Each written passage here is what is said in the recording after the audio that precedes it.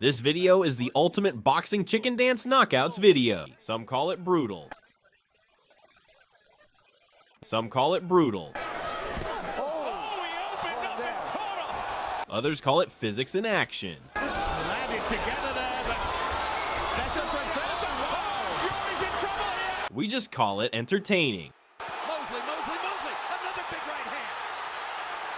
Mayweather's knees buckled on the second right hand. Certain boxers just can't help themselves. When they get hit, they get funky. The Bulgari, your mentor didn't seem to be ready, but now he's definitely not ready as his legs. If you've ever seen a fighter break into an impromptu dance in the ring, you know that sometimes even the toughest competitors can't help but let their quirky side shine when the punches start flying. 30 seconds to go in the 7th round, and a smacking left hook, and Carmen Basilio's knees are of rubber. Mayweather stuns him with the right hand. He's got Davis in trouble. Davey Pearl's got to stop. He's got to walk in there. Davison. Wanted more? Oh, we got you. These aren't just knockouts, they're rhythm-based reality checks. 1 second, they're gliding like a pro. The next, boom, down they go, looking like they just lost a dance battle to gravity. So sit back, grab some popcorn, and get ready to witness the ultimate clash of rhythm and wreckage. Coming from Gardner in the 4th round, he really is in trouble. Oh, the right hand really landed in. They're all coming, it's all over. Let's get funky. Certainly has durability, able to take a punch. Was beginning to look quite war-torn and battered, but that big right hand, the first one that stunned Eddie Caminiero. Eddie charged straight at Patrick, who had a right hand waiting for him. For a moment, Eddie looked like he was busting out dance moves at a nightclub, until Patrick leveled him with more shots. He'd lost all. Few fighters were tougher than Chuck Wepner. His durability was legendary. But in this fight, he was nothing more than a human heavy bag for Ali.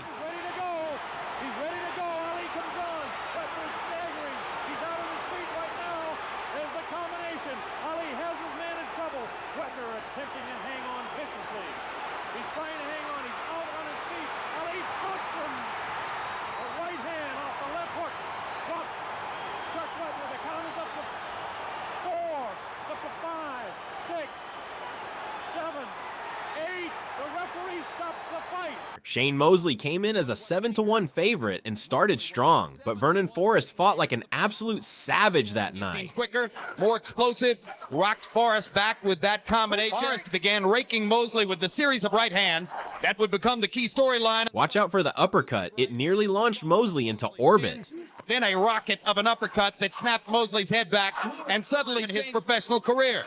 As the round came to a close, Mosley went to the canvas a second time. He showed great grit and determination. Mosley never fully recovered, stumbling around the ring in a back foot 2-step. Out of the second and third.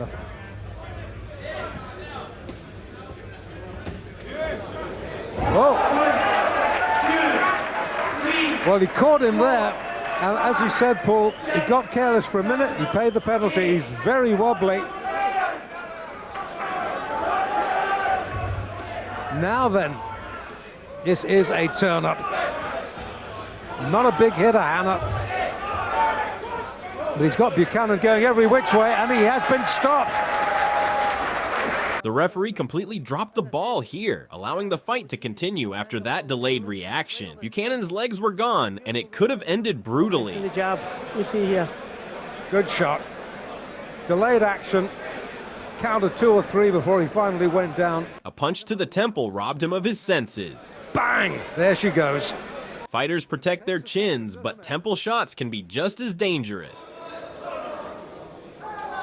As you can see, he's a very tall boy, but he's, oh, that right hand was a crackerjack from Bell. Right out of the blue, and he's hurt by that. Now, can Weston continue? He can't. Just take a look at this. Boom. And look, his legs there are doing a silly dance after that landed.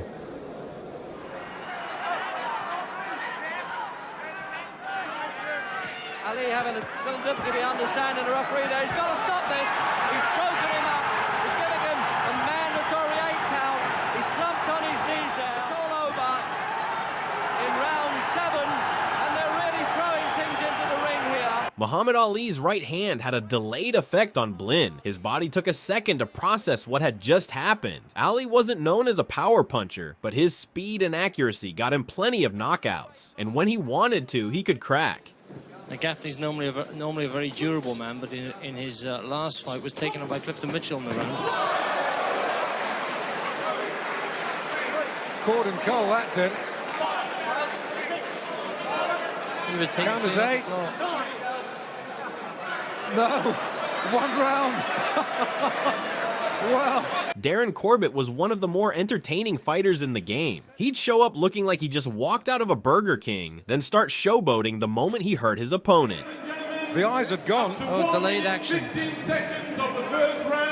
bit of old breakdancing. But make no mistake, he had real skills. This hook off the jab was a thing of beauty.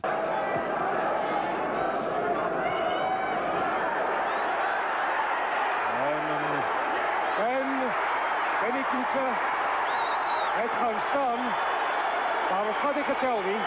En hierdie gevecht gaan dramatisch voorbij wees. Hij zal niet kan voortgaan nie. Johnny de Plooi het op heeltemal katsoen geslaan. Dit is zijn broer Kali Kloetse wat in die kruid wil klim. Die zal waarschijnlijk nou daar bij hom zien. Hij is heeltemal verdwaasd. Daar is Kali Kloetse bij hom. Om te kijken of alles reg is. Benny looked way too relaxed, leaning on the ropes like he was enjoying the scenery. Johnny saw an early Christmas present and unwrapped it with a brutal shot to the chin. Benny's reaction afterward, pure confusion. Why did he make me do the chicken dance? I was just chilling.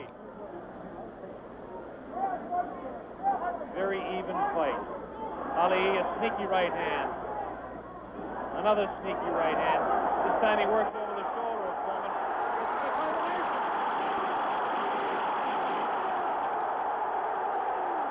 This fight was easier for Ali than most people realized. Ali has done it! The great man has done it! He was comfortably ahead on the scorecards. Foreman was outclassed and outsmarted, and when Ali finally unleashed that blistering combination, George's legs just couldn't keep up. That was no phantom. That was no phantom punch. That was no phantom punch, and he's down and out. Midlands, 25. Hilton from the Brockworth Viking. Oh, it's gone the other way. Hilton, the champion, on the floor. Complete reversal of last year. Took a 7 count. And Hilton is looking decidedly shaky. As you can see. Oh, he's got it. That was a left. And I'm afraid that is that for the champion. Hilton out for the count. And the doctors immediately come to his aid. He hit his head on the canvas as he came back towards me. And Harold Hilton is, I'm afraid, only 2 out. Spell, but suddenly tagged by a lovely left hook by Henry Wharton. More to come. And that was the one. Beautiful scything hook come uppercut.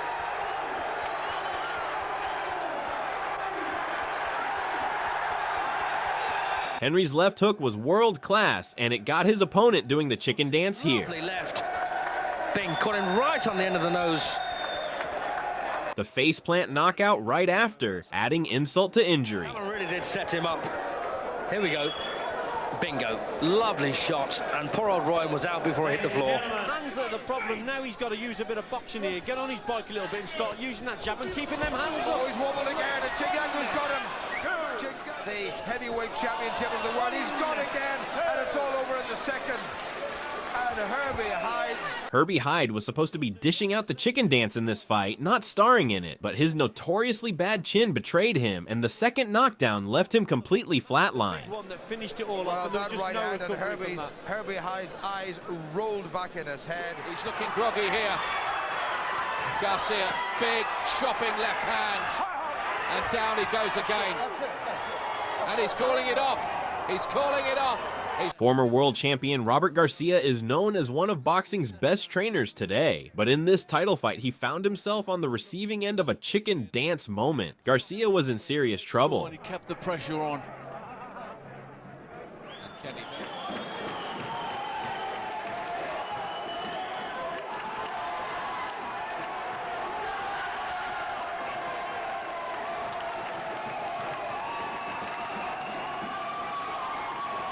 Johnny was a beast in the ring. Just listen to the sound of these punches. Ja, Dion, dit was het probleem met zijn afgelopen paar gevechten. En dit is een prachtige aanval en hij heeft voor hem zeer gemaakt. Hoe is dat in die moeilijkheid? Hij heeft hem definitief geschudden, maar het is niet zo zeker of hij hem plat geslagen heeft. Ik denk dat dat is meer een geweldige rechters dat weer eens daar getroffen en een geweldige rechter weer eens. Hier leidt Bruce recht voor ons. At this point, the fight should have been stopped. The opponent had nothing left to give. En het lijkt mij die scheidsrechter. Hij zei hem het box. Johnny de Place wil ik weer daar. Hij is weer plat.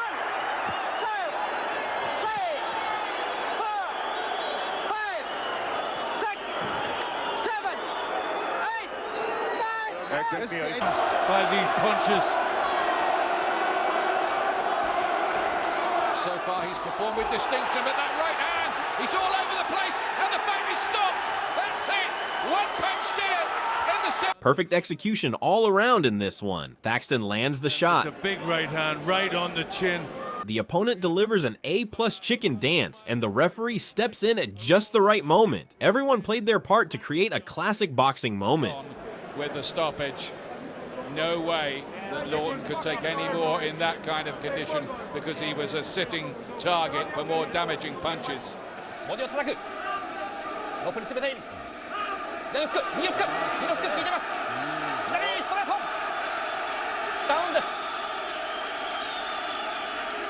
Terrible officiating here. As soon as a fighter starts chicken dancing, the ref needs to be on high alert. That final punch was absolutely brutal. Follows that through with the right hand. Beautiful right hand, that's hurting. And here comes Macklin, he could end it right here. He's trying to take him out here in the third round. He senses this is his big opportunity. The referee, Victor Lachlan, looking very closely, and he falls. Doesn't normally get caught. Looking wild, Hammond nailed by a left hand, in trouble again on those reps, and down he goes. Junior went on a long KO streak while rising up the ranks. His switch-hitting, elusive style proved too much, and the chicken dance was on full display that night. Takes him out, in fact, it is stopped, there's another punch there. Hammond fell into Witter as it landed, didn't go down, he would have done, and he not hung on, and the referee has stopped the fight in the second round, and Junior finally took it back here off of Kaiser Mabuza. It was vacant, this title, at the time. It was a TKO here in 7. Mabuza 23-6-3. And the man that he'd been defeated by Corey Spinks, he'd lost to Baldemir, he'd lost to Mayweather, he'd lost to Miguel Angel Cotto. That was a great fight. But Judah on his day is still a great watch, as he was here. Well, this will be as good as it got. You have to give Zab Judah credit. His counter left hand was lethal. But this was dangerous refereeing. Zab had dynamite in his fists and was getting free shots in while the ref hesitated. A atacat, a pus presiune, a ieșit la bătaie și a câștigat. Ce dreaptă! Ce dreaptă! Extraordinar! Incredibil! Eu reținusem că Mehar va câștiga prin knockout în repriza 6, însă m-au abținut să mai vorbesc pentru că am văzut că se scurge repriza și nu se întâmplă nimic. Iată, în ultima secundă cred că eram Sandu și ce lovitură, Doamne! Nu poți fi salvat de proporțiile nicio rundă. Acestea sunt reguli oficiale după care dispută această partidă. Williamson got hit so hard, he looked like he was kneeling down for a prayer at his local church. There was no way he was coming back from that one. Incredibil, exact când a sunat gongul. Exact când a sunat gongul. Sala oftează. Dureros.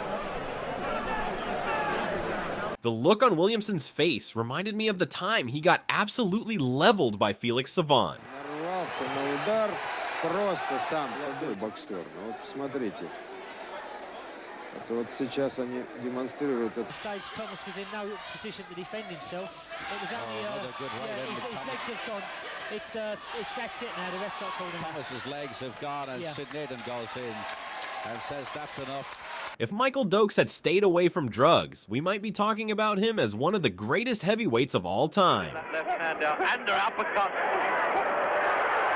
Oh, stumbled under that one there. He didn't know where they were coming from, Gardner. In the fourth round, he really is in trouble. Oh, the right hand really landed in. They're all coming. It's all over. And that final punch, that was almost the execution. The fight was, in fact, over. Gardner couldn't cope with that dynamite that was thrown at him. This is a man that they said is not that big a puncher. Well, you could have fooled me. Dokes looked absolutely scintillating in this fight. Power, speed, accuracy, explosiveness, he had it all. He was a standout amateur and is definitely in the conversation when discussing the fastest hands in heavyweight history. Unfortunately, his downfall was getting hooked on drugs. That's a dangerous punch. Right on the point of the jaw. He's trying to fight back very bravely, Gardner. Pitching away, and really no need to take this punch, but he has to do it. This is where the referee should have been in, but by then it was far too late. The referee's miles away at this point, and there's the one. Now he doesn't know where it is there. That's all over, but somehow sheer guts kept him up, and it really is as one-sided as a tidal wave there as he crashes to the canvas. Well, he thinks it's all very enjoyable, and you can understand that. He's the winner. Those left hooks missed. Did catch the arm, and in time, that could have a wearying effect. The right hand was Usher's in trouble. The left hook catches him flush, another left, and Tony Perez steps in and stops it at 1:22 to go in round number 6. Exploding, the left hook going deep to the body with it. Check out this beautiful short left hook from Spinks, which sends his opponent into full-on chicken dance mode. The way Spinks used his opponent's head like a pinball was particularly brutal. Then I just wound it up that time. I didn't want to just continue pounding him like that, but hey, the ref wasn't there. He's all right. Yeah, it's good. He's fine. I think I just knocked him a little silly.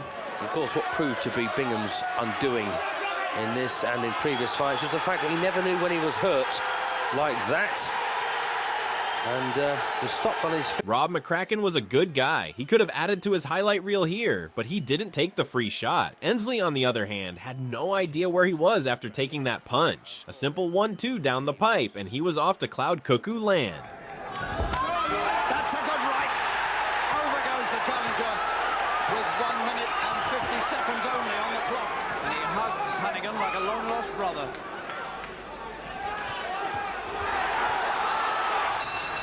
Blistering assault at the bell by Hannigan, and the crowd couldn't have asked for anything better, and Bumpus doesn't know where he is, and his legs, those long legs, hardly held him up on his way back to his corner.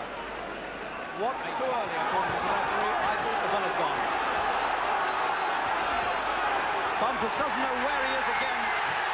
He's got to go, and he's going out of the ring. It's all over. It's all over inside a minute of the second round. In the office before the fights tonight, and he looked concerned. Big right hand. Wow. And down goes Griffin. Unbelievable. Out of nowhere, Jed Phipps drops him. Can he get up? He is up. Wow, sheer heart. This is a shocker, I tell you. Steve just got handed a mid-air seat here. Keep your eye on his right foot. This is brutal. And 308 pounds. He might have broke his ankle. Boy, his ankle turned funny, and the fight's got to be stopped. He's out cold. Or probably tore some ligaments. The ankle's still hanging out. Wow. Steve had to be stretchered out of the arena. The truth is, Steve should never have been in that ring. He was inexperienced and completely out of his depth. You can see his foot is pointing the wrong direction. You know, we've been very fortunate, Larry, over our 50 shows. We have not had a lot of serious injury here in the ballroom. He caught every place. Oh, this is an alley brawl early and yet he caught Ben Lane. Defense, anyone? I don't think so. Sykes, in the dark blue trunks, ran into Sam Peter at the wrong time. Peter was in a foul mood. Exactly what his corner is talking about to do, that's why. And then an uppercut followed. Once Sykes got hurt, he had zero survival instincts. It looked like a lion mauling its prey. Smothering Sykes with punches. Oh, big right hand to the head. Sykes in all kinds of difficulty, and down he goes. 2, 4, 5. It's over. He threw a body shot earlier, and Taurus Sykes goes down, and thankfully Draculich got in there. Who next? Who next? Who next? Who next? Oh, big right hand. That's really hurt Effie Fanson. Buckled his knees, and he stopped it. Dave Farris has stopped it in the second round. It was a one-shot right hand. Watch how Ryan leaps in with the jab, perfectly positioning himself for the right hand. Another case of an opponent being handed a mid-air C. Upright from that, but he didn't stay upright. But how did he not touch down? Unbelievable. It was a heavy shot. He went down to his hunkers and then just managed to find his feet. It just almost goes down. So there's still a little bit of strength in the legs. Staggers back to the corner. Even before the cut appeared. And again, and he must stop it. Surely he must stop it. He said, that's enough. And the towel has come in. Jimmy Tibbs, sensible manager, has thrown in the towel. Paul Burke. Wayne Alexander was a terrifying puncher in his prime. He made a lot of fighters do the chicken dance. A real little battle of this, James, but he's under some pressure here. Oh, that's a really good left hand. What a classy shot by Alexander. A sort of left uppercut, come hook. And he's got him with another body shot to finish that round. A big right hand went in from Alexander there, and again. And again. That's three. Oh, his legs have gone. It's stopped. It's over. Every time Alexander landed a clean punch, his opponents felt it badly. Bowled over, chilled by the force of Alex. Right hand. Oh, and there's a right hand punch and a delayed action fall. It might have been the left, actually, that did it. It was a right throw and then a left hand. This opponent's body took a second to register the force of the punch before crumpling to the canvas. Delayed reactions like this are particularly brutal. Wasn't it? That really shook him up. It's a very, very good punch. Gets lots of leverage into it. He just stands still. There's no motion, and then the legs just give way. May think that there's a waste of energy problem there. Myself, he was planted, working his way in behind the... Oh, look at this! Behind a nice jab with the left hand, and there it is again. Rocked, and then in a delayed reaction went down. 7, 8. Gets up at 8. When he gets hit, it's just like somebody pulled an electric plug and everything went blank in his face. Look at him, look at him. He just went completely numb. Great shot, Bobby. Yes, he did. He short-circuited. Charmbe jumped around, boxing, plants his feet, and fires a straight left hand. And I guarantee you, Raheem. But he's on very weak legs and a standing count.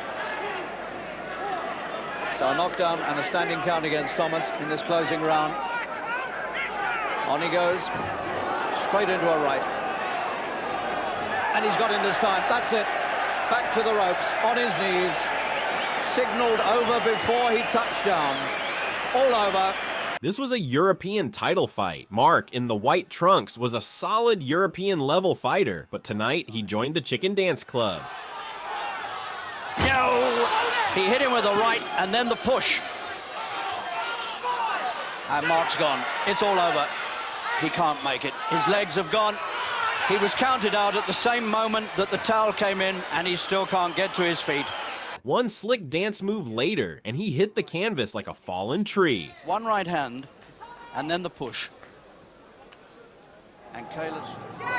When I say break, I want you to break. Notice how Jack is using the legendary Archie Moore cross-arm defense. The problem, you need to be highly skilled to pull it off. Sheenon with a marvelous attack again there. Oh, and Sheenon's gone. Suddenly, it's all over, I think. The man's gone. And it's a count. Otherwise, you're just a sitting duck, or maybe a sitting chicken in this case. And Simpson retains the European middleweight champion.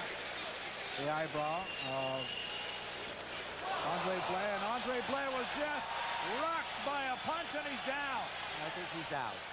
He's up. Will the referee stop this? I think he should.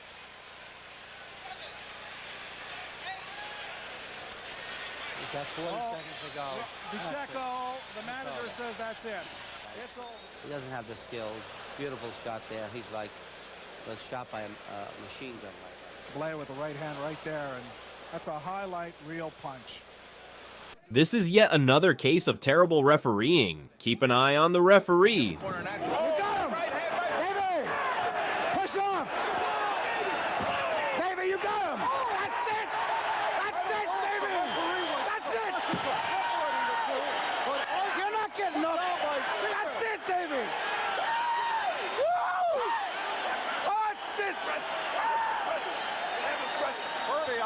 that the referee was in the process of breaking the fighters. They're letting them fight. They're letting them fight. This one looks to be push him off. Push him off. Referee is very inadequate. That's it, Davey! That's it, buddy! Fucking it! What a finish by Sears, in trouble with a cross, landing a right hand. Osby does not know where he's at, and I fear the referee made an error. The first rule of boxing, protect yourself at all times. The referee makes contact with the fighters, signaling a pause, but Sears ignores it and blasts Osby with a huge shot. There's no coming back from this. It's just a matter of time before Osby gets brutally knocked out. The referee is way too slow to intervene. He should have been strong in separating, because that man was in terrible trouble just then, and the fight should not have continued. You're right, Doc, but he did do it. Osby's legs are gone, and he's officially added to the Chicken Dance Club. Swift might be cut around the mouth, Jim, is he? Yeah, I see some blood there, just below his mouth. Oh, that's a beautiful shot, Rich. Oh, my. What do you know about that? No, he's got a count, and he's got him standing count. He can't do that, really. He should turn him around while he's hanging on the rope, Jim. And he's counted him out.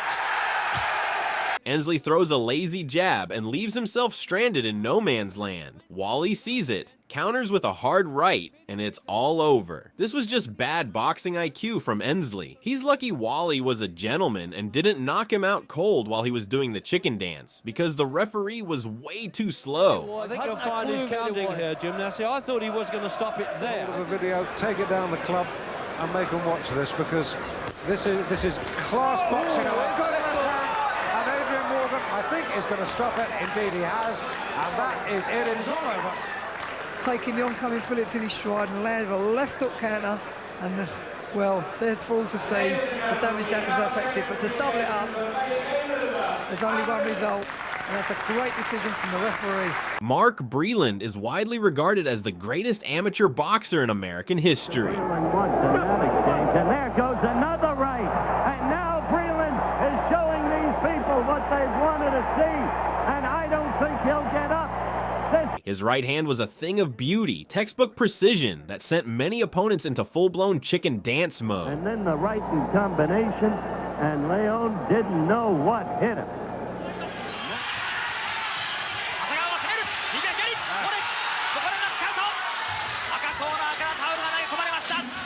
Mark Breland was up against a relentless pressure fighter here, but his pinpoint accuracy was simply too much to handle. A little weak. He's tiring. He is tiring. The left hand that did it. The left hand staggered him again. There he goes.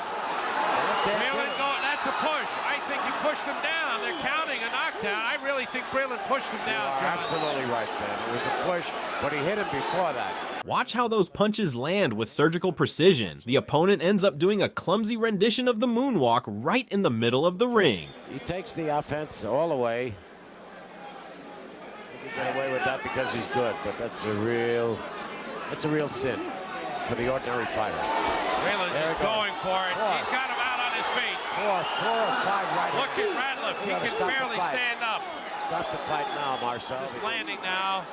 And Ratliff fighting on guts alone. This is it. That's it. It's over. It is all over. I'm glad he didn't get his head off the canvas. Overextending against Mark Breland is a one-way ticket to the chicken dance, and that's exactly what happened here. Morales in the blue. He's stunned. He's hurt. Got him with two right hands. Half a minute to go in the first round. Good left by Breland. Breland again. Breland wailing away. There's the right. It's all over. It's all over. So he breaks the record. The opponent makes the same mistake twice, and Mark doesn't need a second invitation to clobber him. Hard to believe this was his 14th knockout in a row as an amateur. He has 19 knockouts. Un match di terribile intensità, ancora il destro, è finita. Quel destro avevamo già preannunciato, aveva prodotto forse danni irreparabili. And that's, of course, what they've tried to make Miller into, but you can't do it in five weeks. And Reggie Miller hurt with the right, he's in trouble now. And Breland can finish well. He can, and Reggie Miller all but gone. Wow. And I think this one is over. Miller's trying to get up. They are preventing him from doing it. That is it. Well, A textbook 1-2 from Breland had his opponent in all sorts of trouble here. The accuracy was unreal. That led into it. Now, Miller is hurt, and Breland can sense it. He finishes well. He didn't lunge with the left. He took another step, then threw it. And that's a crisp right hand. Notice the turning of the hips into each punch. His opponent hit the canvas looking like he had no idea what just happened. See, getting his hands up, tucking up nice and tight. Once again, Porter in the swings and on his feet. Good shot. This is good stuff. Oh, double left hook. Missed with the body shot, hit with the head shot. Another right hand. Oh! Porter's on his feet here. He's on his feet. Oh, yes, he's on the floor. In big What a that for an attack. Doctor's up on the ring apron. Count is 7. Referee having a close look at him. Porter gritting his teeth. Oh, yes, that's it. He's out. Down again. It's all over. Gonna stop this fight. It's all over. What about that for a win?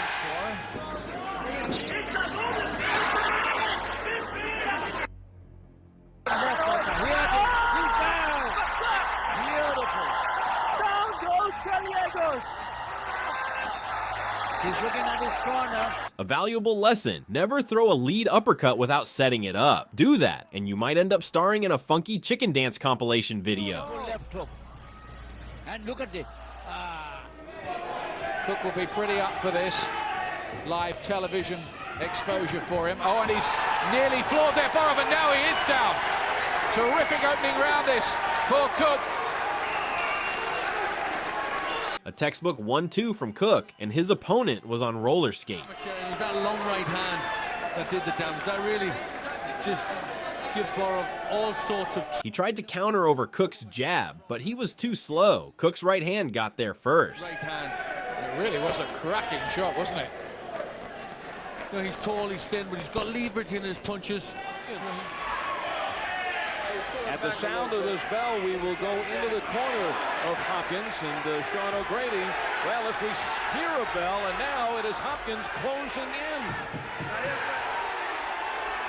Mitchell with Hopkins put his combinations together beautifully here, and Danny found himself dancing involuntarily. He wisely retired in the corner after that right hand. It was the smartest move he made all night. This amateur fight from 1995 delivered some prime chicken dance action. You can practically see the ripple effect of the punch traveling through the opponent's body. But he's fit, he'll recover from that. That hurt, well, you can see a little bit in the reaction. They are two terrific fighters. Great left hand by Hilton. Well, that's in trouble. And he's down. He's out. It's over. It's over. This fight is history. Stephen Willett won't be able to get up here at the Molson Center, and Dave Hilton Jr. will retain his Canadian middleweight title. There it is. Coming in. Left hook. hand. He's in trouble. He hurt him, and look how he follows up. Left hook again. Right hand. Left hook. Right hand. Down and out. That's it. There was no way that Stefan Willett was going. Congratulations, Mr. Hilton, as Dave Hilton Sr. comes over and shakes hands, but a terrific job. He's got to get out of there, off those ropes. Right hand thudding through. And Crawford actually looks in the mood to maybe finish this off quickly. Peters hasn't thrown a punch so far, and it's stopped. Former European champion Crawford Ashley wasted no time, jumping his opponent early. For a brief moment after that right hand, it looked like he was breaking out into a spontaneous dance routine. A lot of Steve Sparks because his work. Danny McIntosh has found the belief that they're talking about. That's a quality shot. Lovely right hand from McIntosh over the top. This overhand right was absolutely savage. You could see the sweat spray off Spartacus's head as his legs betrayed him. McIntosh, and the uppercuts, the body shots also got through quite cleanly. They hurt also, but this is quite a well-executed finish by McIntosh. Danny was always a thrill to watch. Bradley taking his time, looking for the opening and landing a right hand, and down goes Taylor. Two punches thrown by Bradley. Take a look at some of the fireworks. All right, let's take a look here. Taylor's moving around, bang, right on the chin. Bradley timed that one absolutely perfectly. Oh, hello. Stop boxing. Now, the referee didn't get in there very quickly. David Price was never accused of having an iron chin, and this sequence didn't help his case. He got rocked down to his boots here. John, just for momentarily, he looked like... Yeah, it was the short, choppy punch that did the damage. The referee should stay close. And I think they'll stop this one. Ralph McCoy in the corner. Dwayne Bobbick had zero survival instincts. 16-second round knockout. He's in trouble right now. He may go down. This is the first round. Tate is landing everything. Shades of Kenny Norton. Remember, Norton did it in 58 seconds, and now Tate is trying to get through the heavy punch. He also could be wearing himself out, but Bobbick is catching them all now. And down on one knee, and George DeFavis, the referee. Here's Amanda. Whenever he got tagged clean, his body just short-circuited. He barely threw counters and ended up getting battered around the ring, his legs completely betraying him. Now, we're less than a minute to go in round one. Bobbick has been down once already when catching the punches. Oh, George DeFavis. Perhaps George DeFavis. George DeFavis, the referee. On record, has proved no mug. He's been in with one or two good fighters. He's got DeWitt recently, but he's not in with a mug tonight. And if Christie's really... Oh, what a right-hand shot. Right from his chin to his boots that went. And he's got to stop this. The timing on this right-hand counter from Christie was impeccable. His opponent immediately broke into an impromptu dance as if he'd been hit with an electric shock. It would have gone over because the punches were bang on, as you can see. Christie wasn't missing them at all. And a couple of the right-hand leads were really solid punches. I'm surprised actually how he didn't go over. These were all dangerous, good punches. Christie again, but this time in a much tougher contest. Errol was an amateur star expected to become a world champion. In the World Cup, and he knocked him down 3 times, but hasn't fought anybody like Christie, but he's let him go. What do you know about this? Getting away 8 pounds, he's walked onto a punch. It's the first time that I've seen him down in 25 seconds of the first round. This wild southpaw is really knocking over what we all consider the best hope in the country. And Larry O'Connell... Getting his legs turned to jelly like this against a journeyman? Definitely not in the script.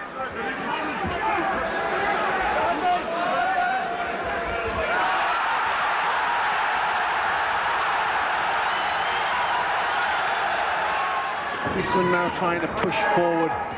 He should have done this a while ago, but good punch from Eastman. Oh, he's got him going here, and the referee's going to stop it, I think, here. Suddenly, Eastman decided he'd had enough, really, of just coasting along. This fight was a snooze fest until Eastman decided to detonate a bomb. Rayside's legs had an out-of-body experience after that punch. You see the swelling there. That is a nasty swelling. And Rayside was not protesting at the stoppage significantly, was he? No, he wasn't. I think he'd been hurt by a very good right hand there, almost turning his back to Eastman then. And I thought... Watch out for the overhand right here. Oh, and he's caught there, and he sinks down onto the ropes. The men at Whale will pile in. Oh, left hook catches him clean. It's going to be stopped. The tail's in. That first overhand did all the damage. The big left hook afterward, just extra punishment. The finish, it was that left hook. Yeah, the left hook took everything out of James Paisley. You see the legs were gone. Sadvorny looking wild. In a right hand, splays his legs, and down he goes again. Just above the ear, but more towards the back of the head. Well, that one's okay. Right hand. Tough, raw-boned, light heavyweights. Hammering away at each other. Spink nails him with an uppercut. Celestine is hit with 2 more right hands and goes down. He is in Spink's corner. 1:05 to go in the best 175-pounder of all time, Michael Spinks, landed a beautiful counter uppercut here. You could see the opponent's soul leave his body the moment that punch landed. Uppercut. The right hand, the glancing left. The debut of Joe Frazier's son, Marvis, was tougher than expected, but he came through in the end and had his opponent chicken dancing in the corner. Troop in trouble. Troop is in trouble now. Marvis is all over him. That's it. That's the end of the fight. Marvis wins the fight. Troop is hurt. He's on the ground. He took some pretty good shots. Left hook to the head, a right hand to the head, and now Troop is really in trouble. Troop is floundering. He's been hurt. He's been hurt a long time ago. 3 knockdown rule in effect. And there goes Mike Wayburn trying to end it all. He's in terrible shape, Chris. He's going to have to stop this fight. A second. Now, the count is at 4, 41 seconds. One more on the chin. We have 25 seconds. Third time. The fight is over. The weight of 213 had to make you faster. Well, it's nice faster and in superior condition. I trained real hard for the fight. To move, draw some mistakes, and then use the counter punching to get a result. That is it. Southpaw left, but a right hand for Ryan Rhodes. Down goes Jamie Moore. Big, big knockdown. And early in the 7th, can he recover from this? Jamie Moore's going to be taken out. He is.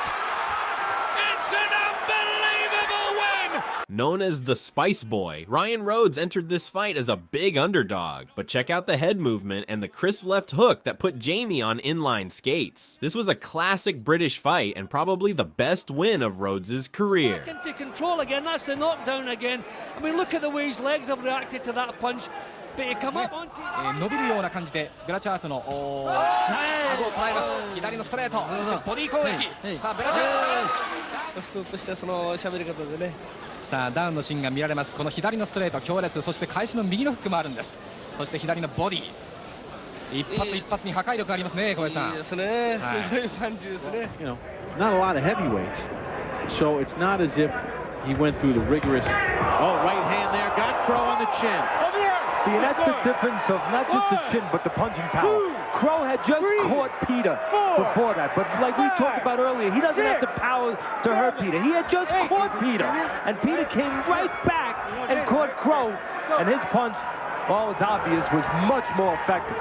Crow has only been knocked out once. That was by Tavara Williamson. Peter moving in. Oh, good straight right hand, and that's it.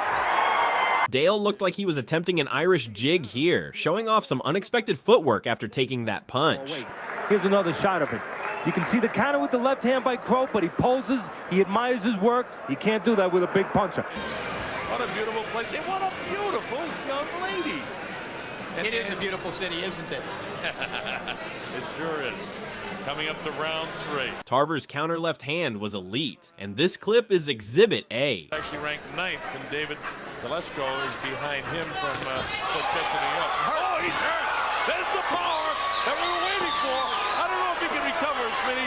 He probably will. His eyes seem clear, but that was a real good shot. Cool under pressure, he waited for his opponent to make the wrong move. When the opening came, he pounced. The poor guy left himself wide open at mid-range, and Tarver made sure he paid for it. Just right on the chin of Williamson. Mosley's loosening up.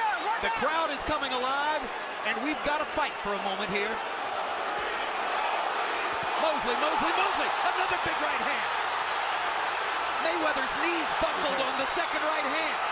Floyd was a defensive master, but even he wasn't immune to a perfectly timed shot. Shane came over his left hook with a monster right hand, and for a moment, Floyd's legendary footwork was replaced by an unplanned chicken dance. Almost panicked. Just missed. And Judah finally tried that uppercut he's known for, but he just came up short.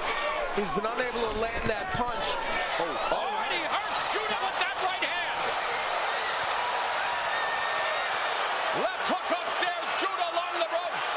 Zab made a crucial mistake here. He threw and stayed right in range, an open invitation for disaster. Dab Judah. He's landed so many of those, but that one was flush, and Judah with some gamesmanship to try and work his way through this, urging Garcia to come forward. A very clever veteran who even in a dire Judah trying to get the left hand off. And he rocks him with that right, and he's still on his feet. Unbelievable chin on Judah's Garcia. Garcia gotta be careful. Later in the fight, his legs betrayed him again. He showed a ton of heart, but even that couldn't save him from another round of the chicken dance. That's the one that wobbled him. Judah with left hand and right hand very, very low. Still backing the champion up. That's the first real attack, and Cooney's legs have gone. A left and a right, and he couldn't take them. Check out the accuracy on this right hand from Larry. Jerry had his glove up, but Larry still found the gap and detonated a thunderous shot that sent Jerry into an impromptu dance routine. An undignified sprawl for the challenger in the second round. What a good right that was. He even had the left glove up trying to cover it, and Holmes still found a way past it. The drunken sprawl of Cooney. Later in the fight, Jerry's legs were all over the place again. His heart was there, but his punch resistance, not so much. Against Larry, that was never going to be enough. Cooney looks all over the place when he comes under an onslaught like that. Uppercut by Ramos. Watch now for a ripping right uppercut by Manuel Ramos. There it is. That punch rocked champion Joe Frazier to his heels. Can Ramos follow it up here in round one? That punch had Joe Frazier moving like he just heard his favorite song drop in the club. A brutal shot that sent shockwaves through his system. Made his name decking Amir Khan in the amateurs.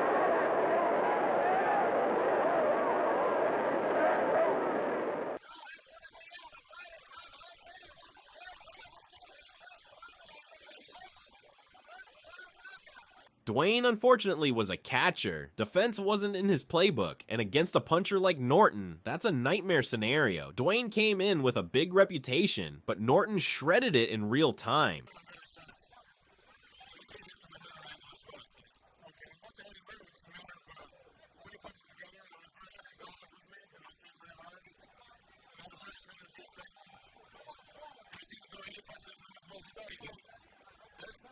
Chris never showed up to fights in top shape, and this time, it cost him big. 1 year, 1 month. A sweeping right hand has Ariola on spaghetti legs and down. 6, 7, 8. You okay? Lot Can you of defend time. yourself? Give me your gloves. Lot Give me of your time. gloves. Walk to me. Walk to me. No. You're This wasting is time. buying Get time. back in the This is corner. buying time for Ariola. Valuable time. Run here in LA. Headshot after headshot. Ariola doesn't look good at all. Second knockdown scored. 4, 5. I'm looking 6, right in his eyes, 7, and I don't know that they're clear 8, enough. you okay? Jack Reese has a decision to make here. Legs ain't right. Legs aren't Give me right. your gloves. Too much time. You sure? You can defend yourself. He's going to let it Too go. much time. Can he survive a minute? Too much time. Headshot after headshot. That's And it. that is That's it. That's it, man. Too much, Chris. Bermain made him pay, drilling him with right hands that had him doing not one, but two full-blown chicken dances. His title hopes wobbled right along with him. Over the slow left hand of Ariola. It's one thing to throw the punch out. It's another thing to develop the habit of bringing it back fast before you can get caught with that right hand counter. Here's the second knockdown, Teddy. Again, he's already hurt an accumulation of punches again. Roger Mayweather turned another opponent into a nightclub performer here, wobbling and swaying like he was in the middle of a dance-off. E poi due sinistri al corpo concludono l'opera di demolizione da parte di Roger Mayweather. Si rimette in qualche modo in piedi. Purtroppo per lui l'arbitro fa proseguire. C'è un destro di Mayweather e il crollo di Villablanca. That right hand, pure destruction. Sfortunato protagonista di un campionato del mondo che non era fatto per lui. Vedete che non ce la fa a rimettersi in piedi, giustamente l'arbitro ferma. Avrebbe potuto fermare addirittura dopo il primo knockdown. Right hand over the top by Lewis. Galata momentarily stunned. Left hook by Lewis. Galata goes down. Only the second time in his career that Andrew Galata has been down, and he is extremely wobbly as he gets up. Lennox Lewis has a tremendous opportunity for a first-round knockout here. All right, hold on, let's go. Yeah, I don't think Galata's ready. This is over. This fight is over. The referee should stop it already. Cortez gave Galata a lot of time, but he has absolutely nothing as Bill Lewis pounds him to the canvas again. He won't make That's it. Andrew looked like he'd just seen a ghost as he lay on the canvas. When he got up, his legs were completely shot, but Lennox wasn't done. He pulverized him again. This might just be the best performance of Lewis's career. You'll be back. But what can I do? I'm sorry. Thank you very much, Andrew. We've seen Julian Jackson dig his feet in and unleash terrifying power before, and this was no different. Han har rätt i pannan det. Enda stedet han kommer til. Ja, precis.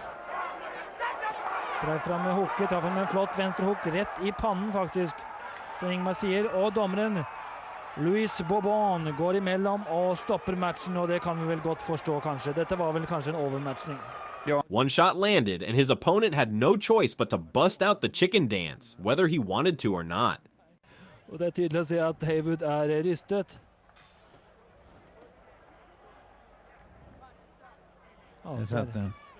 Watch the leg. That's it. It's all over. And the referee does the right thing. Nathan came in overflowing with confidence, but he learned the hard way that standing in front of a prime Sergey Kovalev is a terrible idea. I'm not sure he should have done. Cleverly holding on in desperation. I don't know where he is, John. He's all over the place. And the fight is all over, I think. Well, the referee's taken him to his corner. Has he stopped the fight? Has he stopped the fight? The ref tried everything to save him, but the end was inevitable. And somehow survived. Now it's all over. It's finished. I was going to say, would Kovalev punch himself out? But that's a sad sight for Welsh boxing. He's leaning over and opening himself up to that uppercut, Pollard. And he got hurt with that right. And Guerrero stumbling into the corner. Referee Harvey Dark. He's got touched. Canelo's first fight in the U.S. nearly ended in complete disaster. There's a lot of excitement about Saul Alvarez's first appearance here in the United States. And he is wobbled by a left hook, and he's in trouble, and Cotto's dumping him. And maybe the matchmaking was a mistake, but no, he gets out of trouble, still wobbling, still having trouble getting his feet under it. He was all over the place after taking some heavy shots, and while he pulled off the win, this fight put some serious dents in his reputation, ones he had to work hard to fix. Too far close to the ear, and they leave the front part of the face open, and they get caught with the shot. Right inside. And you see from there just a barrage of punches, but he was able to survive most of those and come back. Rounds, I think we can adjust that. I'll give White obviously the round where he hurt the shot. Terrific. Finally got him. Is this the breakthrough? White looking to hold on. This time he is holding, unlike he did in round one. Rocked by that big right hand. Joshua looking to size him up. It's a grin from White, but the legs are betraying him, and down he goes. He's hurt. The way he went down. Surely no way up here for Dylan White. It's stopped. It's over. White hit the full-on chicken dance after that right hand and the uppercut that followed. Pure devastation. One shot and he was completely leveled. Temple as well, and quite often that's the punch. The toughest guys you've ever seen get caught there and it scrambles their brains. But you see, it's an unorthodox shot. Usually the right hand comes straight. He throws it from around the side, and he kind of shocked White. He didn't see it coming. Yeah, but that's the same punch in the jaw. It might drop you. If it doesn't, you can recover from it quickly. But the side of the head there, it just scrambles your brains and you don't recover from it. Juan Manuel Lopez. Juanma Lopez came in as the underdog, but this was his breakout moment against De Leon. Then the left. Good jab by Lopez. And down goes Ponce de Leon. 4, 5, 6. His legs are gone. And he's blinking his eyes, and there's a perfect example of Lopez's quicker, more skillful approach. 53 seconds yet to go. Perfect hook. Another perfect hook. Another perfect hook. His punches are too short. Michael Ortega's got to make a decision now. Ponce de Leon doesn't have any legs. It's over. A tremendous first-round knockout performance for Juan Manuel Lopez. What a debut at the top of the sport. A star is born. Bingo.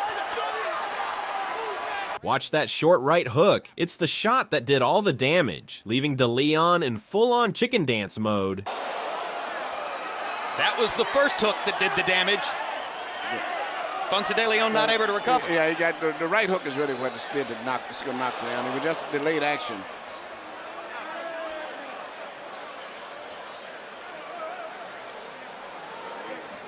Knockdown number 2, Emmanuel.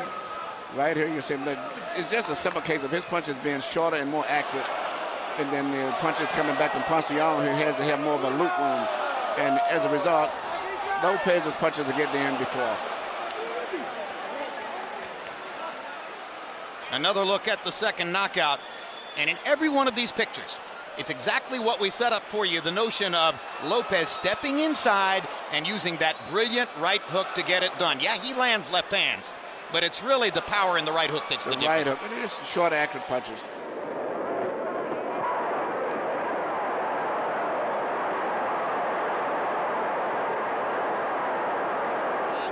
I love Jake's attitude, but I don't think Jake wants to go MMA against Nathan. So being that his last fight was a southpaw, Mickey might not be up. He got Counter left hook hurt Ward. And Ward is still hurt. He's trying to hold on. He eats an uppercut. Fighter cannot be saved by the bell in any round. Ward should stay still. Obviously his legs are not under him. Cannot be saved by the bell in any round. There's the bell to end the round. Ward, a bloody mouth, is out on his feet. And they have 1 minute to revive Mickey Ward. Let's listen. Irish Mickey Ward was as tough as they come. That counter shot had his legs betraying him, but somehow he stayed upright and made it to the bell. Lesser fighters would have hit the deck, but Ward's toughness was truly elite.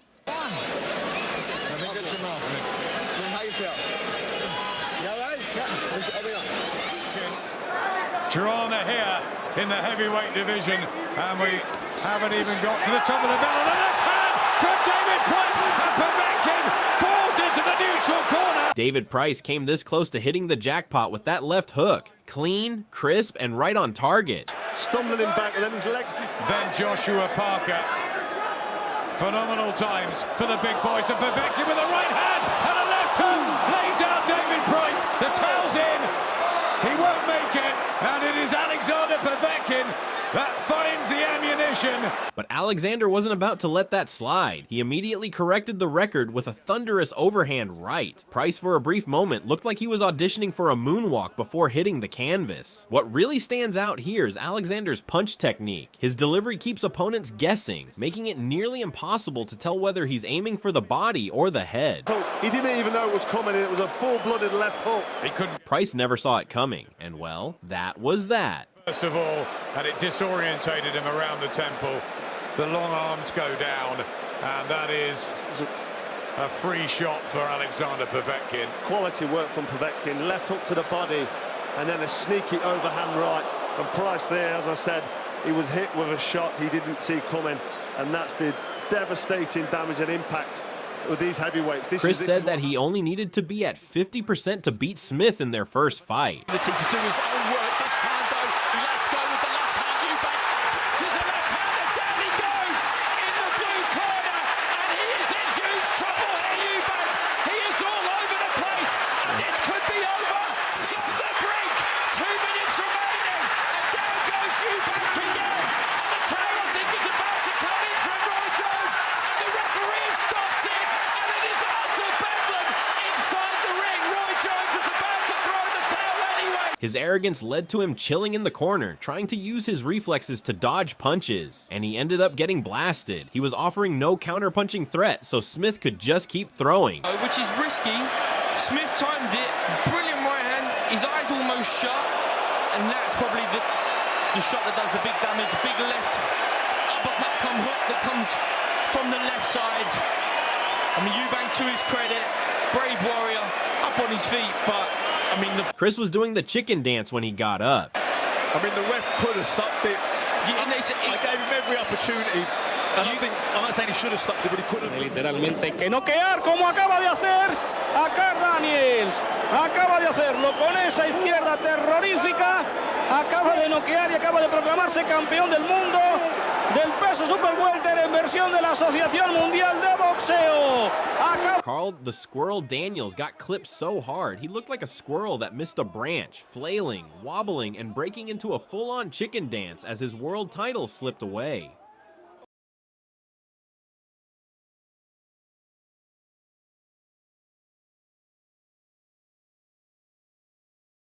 Is he now going to find what he needs at last. Williams, though, will look to turn it round. He's still in there pitching. Oh, good uppercut! Great uppercut from Harrison. And I think he's got him. I think it's going to be all over here. Well, he's bravely to his feet. The left eye is almost closed. The left uppercut from Audley Harrison. He's nodding to his fans who are on their feet all around this ring. Another left uppercut from Harrison. The fight's all over! It's all over! Audley Harrison has done it! Audley's uppercut sent Danny into full system meltdown. His body's reaction, a complete error code. Legs gone, arms flailing, and gravity doing the rest. One shot and it was all over. With the jab and then slip the uppercut in. It was a beautiful setup by Audley Harrison. There was a smile on the face of Audley Harrison as he threw that shot. Look at this. Here comes the end, and Harrison there knows at last. Now this is when Lashley least punch, or at least clinch, and not allow. And there was a right hand by Holmes, and Spinks is in a world of trouble right now. Good right hand. Now great shot by Holmes. Spinks sat down in midair after that right hand. This was one of the biggest fights of the 1980s. There's nothing quite like a well-timed body-to-head combination, and Spence learned that lesson the hard way here. One to the ribs, then straight upstairs, and suddenly everything changed. And makes his legs buckle. Roger Mayweather's power was no joke. These guys have been hurt. The red is in trouble again now, Bob. The red is holding on. Every time he touched opponents, they reacted like they'd just been hit by an electric current. He was an absolute menace in that ring. We saw Tarver earlier. Now here he is again, proving just how much ground he can cover with that left hand. Harding cannot see on that side. That was a huge shot. Down goes Harding for the second time. And Tarver screaming at the referee, why haven't you stopped the fight?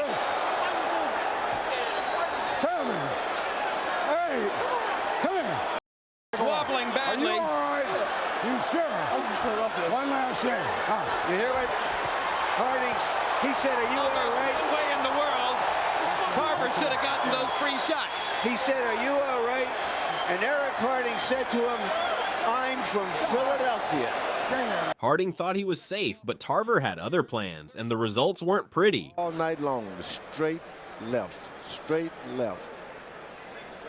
Nigel Majidov in the black, Tom Little in the yellow and black, and he's caught by a right hand there, and Tom Little has collapsed to the canvas, and I think he's going to struggle to beat the count here. Maybe caught him high on the head because he just lost all of his equilibrium there completely. Left to the body, but again Little just tries to explode off those ropes, but he's shaky again, and Steve Gray steps in and waves it off. Blob of white substance on it.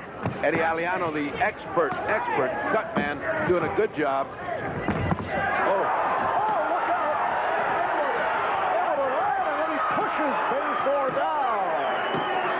And that's as close to a knockdown as you'll ever see. Bazemore too anxious to... Oh. Bazemore landed hard on his forehead. That's the first knockdown of the bout. And that's it. It's all over. Roger Mayweather celebrating in the face of Kenny Bazemore. Roger Mayweather again, casually shutting down another opponent's nervous system like it was just another day at the office. Nothing to see here, just routine destruction from the Black Mamba. That is about as good as you can get. High on the forehead, as you said, temple forehead, and look at the way he's spread out. Once they go face down on the canvas, they very seldom get up. Caída de Scott Clark, que está recibiendo la cuenta de protección. Va Pipino, conecta con la derecha, se acomoda, mide la distancia. Mete bien la izquierda al cuerpo y va nuevamente de rodillas. Y Pipino va en busca de la presa y termina la pelea, amigos. Что должно было произойти? Если еще не произойдет, успел уйти. Ну какой же подбородок у Грина, а? Вот это да. Какие удары он выдержал? А мне кажется, да, в нокдауне боксер. В стоячем нокдауне. Он не понимает, где он и что с ним. Ну, гонка его спас в какой-то момент. Видимо, сейчас... Danny looked like he didn't even know what country he was in by the end of that round. The fight had to be stopped, and considering Tarver's age, this was a massive upset at the time. Ну, даже такой мощный подбородок. Здесь он уже идет в нокдауне. Да, когда тренер взял его... Oh, encore une droite. Tous les coups arrivent à la tempe. au menton, à la face de son adversaire. Oh là là. Oh, incroyable direct du droit. À la tempe encore, qui a fait perdre l'équilibre complètement. Ah, une droite qui nous rappelle un petit peu celle de Thomas Hearn. C'est Aceves qui ne se relèvera pas, qui ne peut pas se relever, qui reste cloué sur le tapis. Ah, c'est tout de même étonnant cette image. Ouais, c'est très impressionnant, mais je crois, vous savez que le... The Black Mamba struck again, unleashing a textbook jab that set up a devastating right hand. Another opponent's nervous system was put on standby mode. Just another clinic from Roger Mayweather. From James Kirkland, who never had a bad moment in the ring, down for the first time in his unbeaten career. 10 seconds to go in this dynamic, remember, well, it's waved off now. 3 knocked out round, and Conyers doesn't know where he is. Kenny Norton was absolutely vicious in close range. Uppercut, first the left, then the chopping right, then the uppercut, and another uppercut as they broke. Stevens missing there. Ooh, that left staggered him. He's ready to go. Down he went. The left corner. Yes, indeed, Kenny Norton has a left, and he is under the bottom strand of the rope. He is struggling to get up. Kenny Norton starting quickly tonight. And that's it. This fight is over. This fight is over. Kenny Norton has knocked out his opponent. The way he got full leverage on this left hook was something to behold. The sound of the punch alone told you everything you needed to know. 2 seconds of the third round. Right to the body. That left, that was it. Notice the right of Stevens was down. He had been throwing punches, he dropped his guard. Now, Norton is up in the ring. Here's another angle of that punishing left that finished Randy Stevens. Yes, indeed, Mr. Norton has a left. Has to be impressive to come out that fast and be so decisive against all that youth. 10 years is a lot of years. Julian Jackson's punches weren't just hard, they were terrifying. He's widely considered the biggest punching middleweight of all time, and this fight showed why.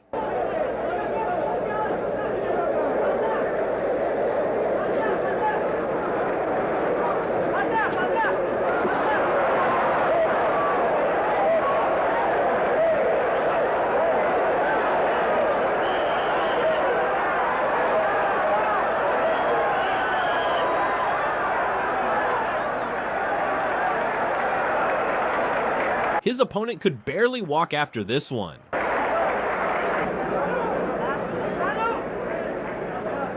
Tate got his hands up, and he's connected with a right uppercut.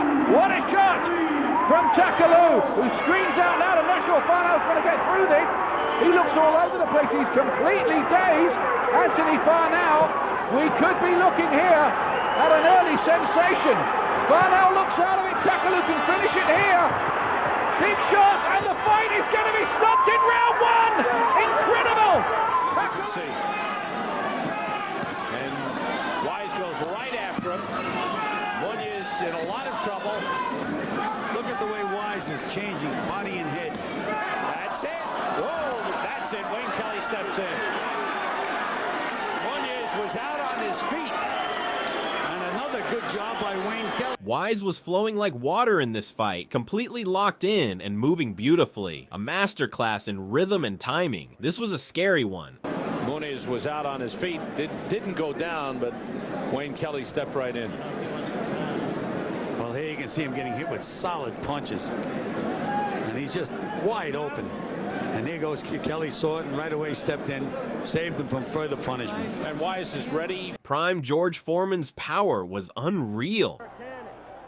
Oh, he is all over Frazier again. He has Frazier in the corner.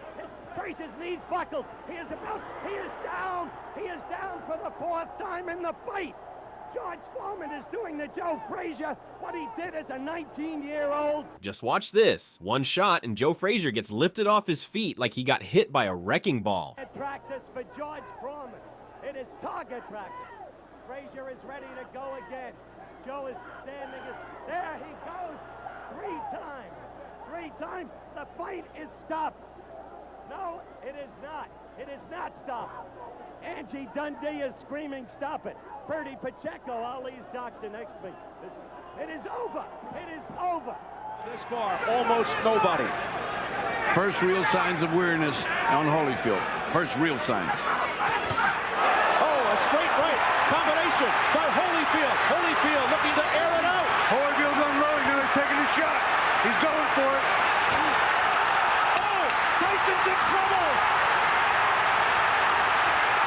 Holyfield smothers Tyson. Looking to put Tyson down and end the fight. Tyson in dire trouble. He's saved by the bell. Mike is out on his feet.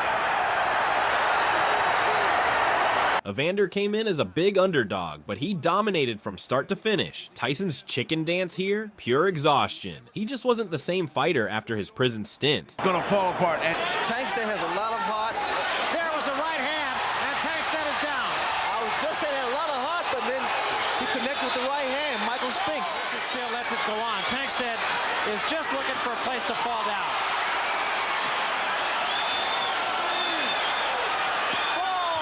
At his peak, Roy Jones Jr. was getting hyped as one of the best ever. Being underestimated. Jones lands a solid left hook to start the fight. Let me tell you, that first left hook hurt Griffin. And so does the second one. And Mercanti calls it a knockdown. After the controversial DQ loss to Griffin in their first fight, he made sure there was no debate in the rematch. Jones is playing the feinting game, and Griffin is benefiting by it. Oh, what a left hook. What a left hook. Second knockdown of the round. That was a leaping left hook, and Griffin may not survive it. He's got trouble. 9. And that's that. Jones gets his vindication. Obliterating him in one round. This was Jones at his most devastating. He feinted there, and Griffin left himself open for the punch. You know, it's strange that Roy Jones would have that kind of power at that weight class. This guy's capable of being a good heavyweight. So you don't think that he's completely off his rocker when he talks about fighting the Holyfields and Mooros of the world? No, you pack on that kind of weight and keep your quickness and power, he can go up. How high would he have to go? 205, 210? If he can get to be 200 pounds, that's all he needs just to establish himself as I am a big man. The rest he has. At 200 pounds, would he ever be a threat to be heavyweight champion of the world? Great threat, because he's fast.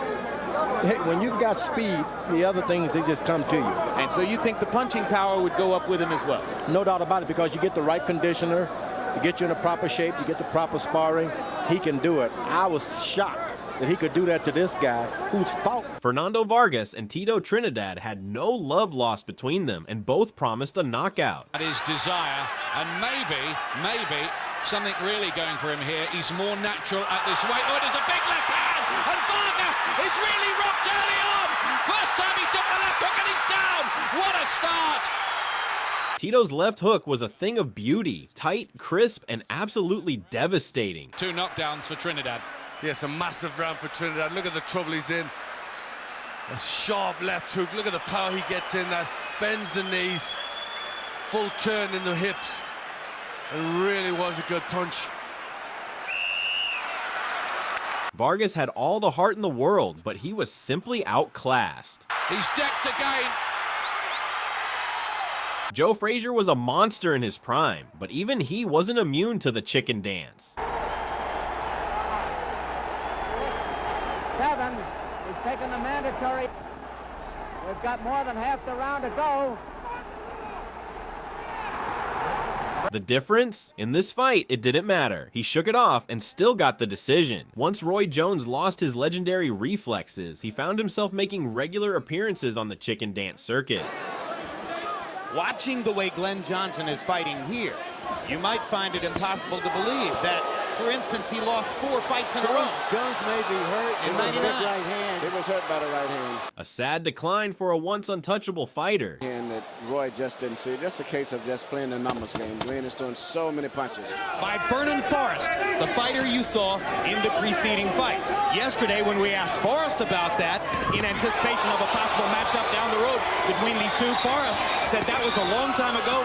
It's not worth talking about now. Wise in trouble again.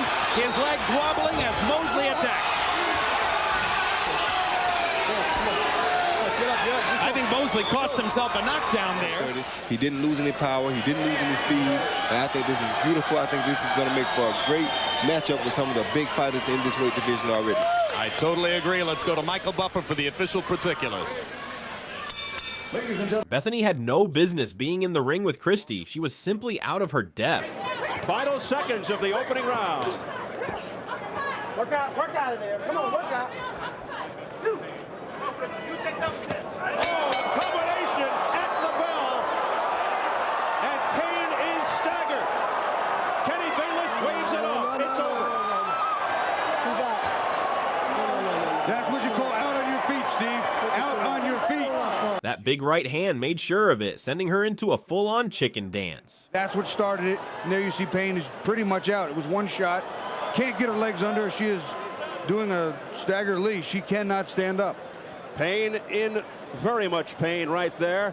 Mazan Kemp, the manager trainer, conferring with Kenny Bayless. Here we'll look at it again, and you see Christy looking for that right hand. And once again, Payne had that head up in the air and got caught with it clean. Christy leaped in with the body, turned that right hand over the top, and you can see Payne doesn't know where she is, can't get her legs under, and Kenny Bayless does the right thing. No sense letting that young lady get hurt. We'll show you from another angle, yet a third angle, that right hand right in the jaw temple area, and you can see it almost disconnects Bethany Payne. She's just not there as she was for the entire round, and she took some good shots, but that one certainly the coup de grace.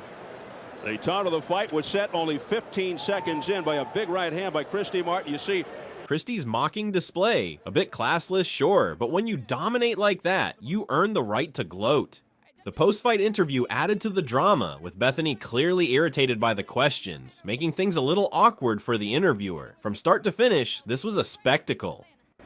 Now, once again, how are you feeling at this point, Bethany? I feel fine. Now, at that point there, you didn't have the legs under you. You got caught with a tremendous combination, and you had already absorbed some big shots there. Good effort. That was a shot to the temple, wasn't it? That's why your legs are out from under you like No, that. not to my temple. No? All right, let's take one more look at this. Christy, we're going to take another look at this dramatic knockout. All right, take a look. We also have Roseanne in the ring with us right now. Boom. What's that feel like? Well, it's just a great feeling because you work so hard and you're so well prepared that to end in a knockout, and a spectacular knockout the way it ended, of course you're happy. We're just ready to go to Nashville, turn on Nashville on January 11th, and just keep up the winning streak. She is definitely hurt there. Quick question here, Roseanne, are you getting into fight management now? I thought Jim Martin, the husband, was the one who was doing this. We're co-trainers. Yeah, I'm just sending psychic waves to Christy and Mike tonight. This was a clash between two fighters looking to climb the British rankings, but it was Dawson's left hook that stole the show. from Dawson, and Keane's unsteady, almost went there, and a big left hook from Keane, and he's down, and now he's going to be the end of the fight, surely. He's all over the place. Richie Davis is having a close look at it, but I think this is going to be all over. It is, and Neil Dawson has done it again. The man who took out Tony Conquest has now taken out Chris Keane, and Neil Dawson, Keane doesn't really appreciate what hit him. Dawson has done it again, and just look what it means. One clean shot in the exchange, and Keane's legs turned to pure chicken dance jelly, his hopes of moving up the ladder wobbling right along with him. Dickinson will be watching this, I'm sure. And Neil Dawson has just punched himself into a shot, surely, at the British title, surely. Really impressive. When he unloaded the left hook, that one was a cracker. It was a tremendous shot, wasn't it? But what impressed me a lot as well was not just obviously his power.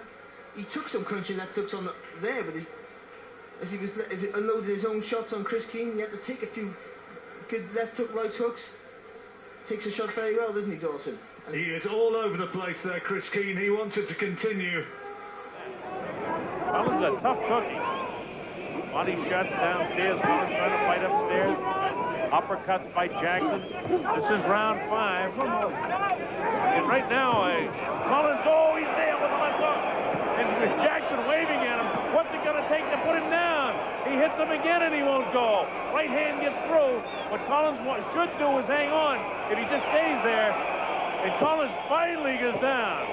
Julian Jackson frustrated by the fact that this guy that counts up to 5 and 6 and 7, his legs are still rubbery. That's it. The referee decides to stop the fight. Julian Jackson's power in his prime was the stuff of nightmares. You couldn't afford a single defensive lapse against him. One mistake, and you were done. You see, he's on Queer Street right now. Jackson waves him. He says, hey, get down. And he throws the right hand. The kid still won't go. And Julian comes back, hits him with a pretty good right hand. His legs are rubbery. He still won't go. Then he hits him with a flush right hand. And at this stage, I was saying, hey, you better hang on, kid. He's nailed with a good right. And that time, he had to go. But look at... And the crowd again behind Page. And Page's legs are amazing. He is bouncing up and down in spite of those shots he's taken. He can now turn on the boxing expertise in his legs and really take all these rounds because Razor Ruddock's immobile. Page looks like he's got a new tank. New tank of gas. Razor Ruddock looks like it's hurting him to get his legs across the ring. He's stumbling forward. There's the smash. The right combination. Ruddock looking to end it again. Can he do it this time? And Page is against the ropes. He is in trouble. And the bell sounds. Oh, brother. He is out on his feet. Can he even make it? Come on. Let's listen. Come on, he's all right. That's it. That's it. Cortez is saying that's it. Joe Cortez is saying that's it. Greg was looking great, on track to win, until Razor's left hand introduced him to a whole new world of suffering. One shot and suddenly, Greg went from steady contender to looking like he just stepped off a carnival ride after one too many spins. But tremendous courage being displayed by Greg Page, just hanging in there, as Ferdy said, perhaps on instinct alone, but still, he's still up there. He was trying to adjust his mouthpiece, you noticed, trying to make it all the way back to his corner. Joe Cortez giving him every benefit of the doubt here. And the corner people have to come over to help him. Keep an eye on this left hook, Razor's signature weapon, and a certified career shortener. Left hook by Razor Ruddock. Good left. And Larry Alexander, all of them is in trouble.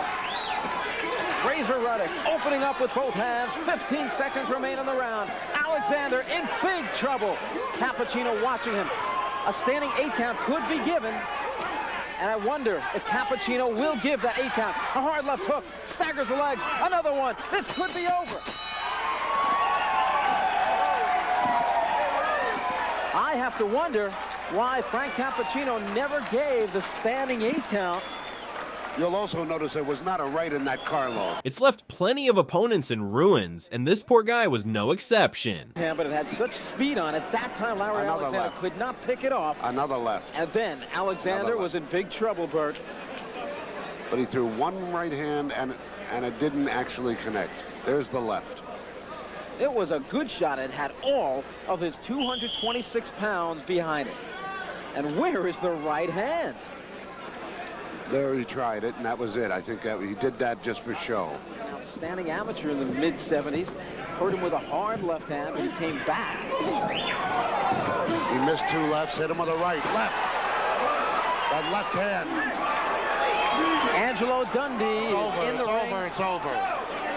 Even if Larry could continue, Angelo wanted to see no more of this one and waved it over. That looked like King Kong falling.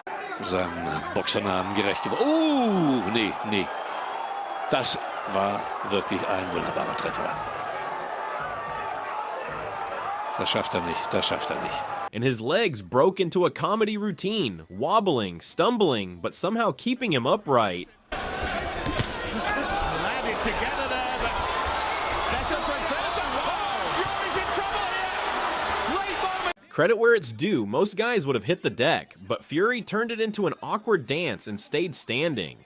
The left hand stayed low, and Gunther was able to land the right, but I think what was more... Whitlock, more importantly, feel frustrated, like he can't get it.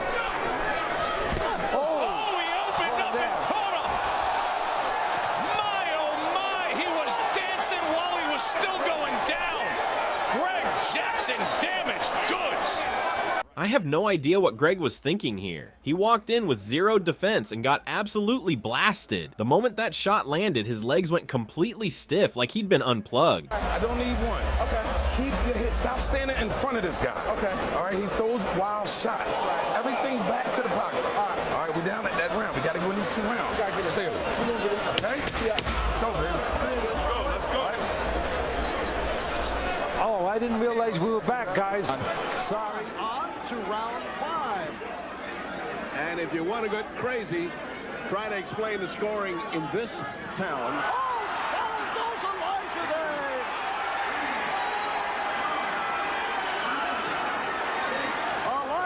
Put down for the second time on the bout, and he is... Most people didn't know it at the time, but Michael was practically blind in one eye throughout his career. Suddenly, taking a shot like that and getting rocked makes a lot more sense.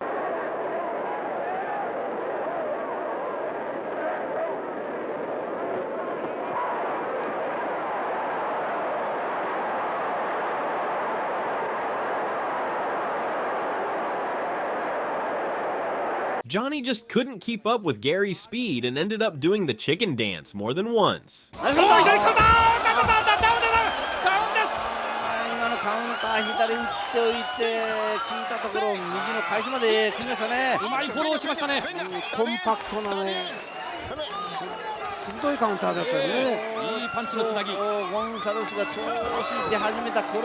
When someone's that much faster, there's not much you can do. You're getting clipped by shots you don't even see coming. And those are the ones that scramble your nervous system. 前の打ちに行ったところ、左のカウンター効きましたね。効いたところ、これまた右まで、さすがですね。右を打ってそのカウンターですね。これですね。これからこれで動き止めといて、その返しの右フックですね。分間でどれぐらい回復するか。そうですね。ベルトを前に行きます。さあ、積極果敢。効いてますよ。効いてますよ。下がります。ゴンサレスが下がります。ゴンサレス足がもうふらついています。滑られてしまいました。効いてますね。これきついか。そうですね。顎に食ったわけじゃないんですが、きついですね。足を取られています。まだこれだけあると厳しいですね。パンチもらい始めました。また崩れた。グラグラです。止めました。止めました。そうですね。試合終了です。王座交代。ゲイリー・ラッセル・ジュニア。世界挑戦に。Prime Gary was a serious problem. ですね。3ラウン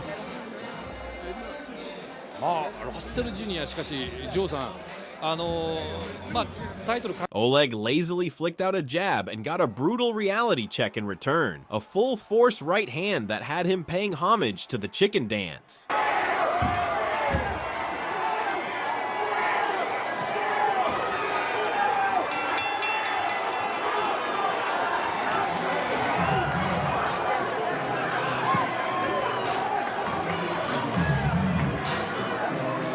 From our vantage point, it looked like a push, didn't it? But a right hand landed.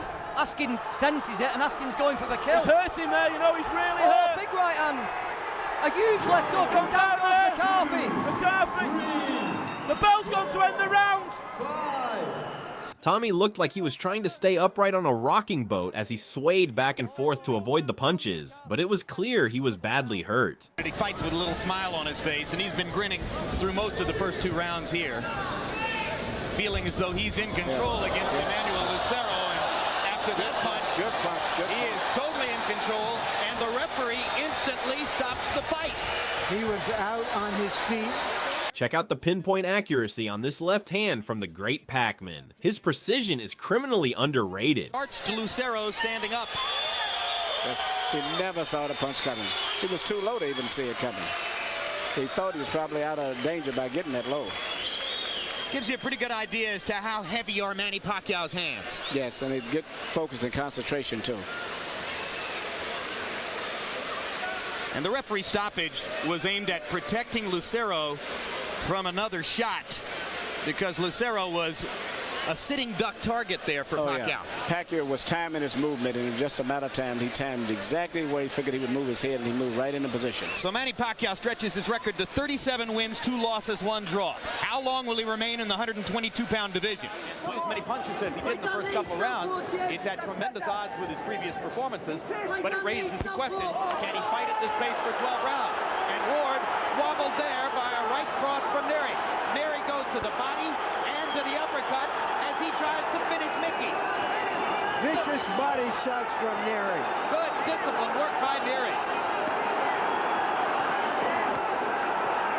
Mickey switched his stance to southpaw, a decision he instantly regretted. A long right hand had him staggering like he'd missed a step on the stairs, and that stance was never seen again. The round and led to this vicious pounding on the ropes. Right there, you see it once again. Mavrovich wasn't the kind of guy you wanted to mess with, and this right hand showed why. One clean hit, and his opponent was looking like he'd been zapped by an electric fence before going down. Mavrović je čekao I vjerujem da je konačno dočekao svoju priliku.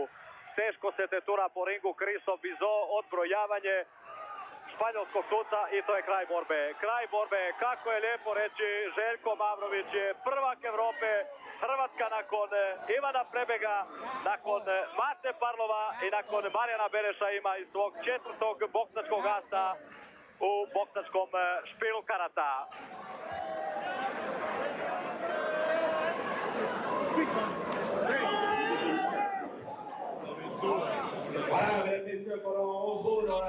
In any case, well, what drama! I did tell you that when I spoke to Israel and spoke to Ballingall, Michael Ballingall, his trainer beforehand, that they really fancied this, that they knew their man was unknown, but they knew that he had something, that the gym was really flying, and Weber there, well, this is going to be a very difficult one for him to take, and they're just getting the oxygen into the ring here to make absolutely sure that he's over. Encore une fois contrôlé, là, le Bookieman avec son jab. Et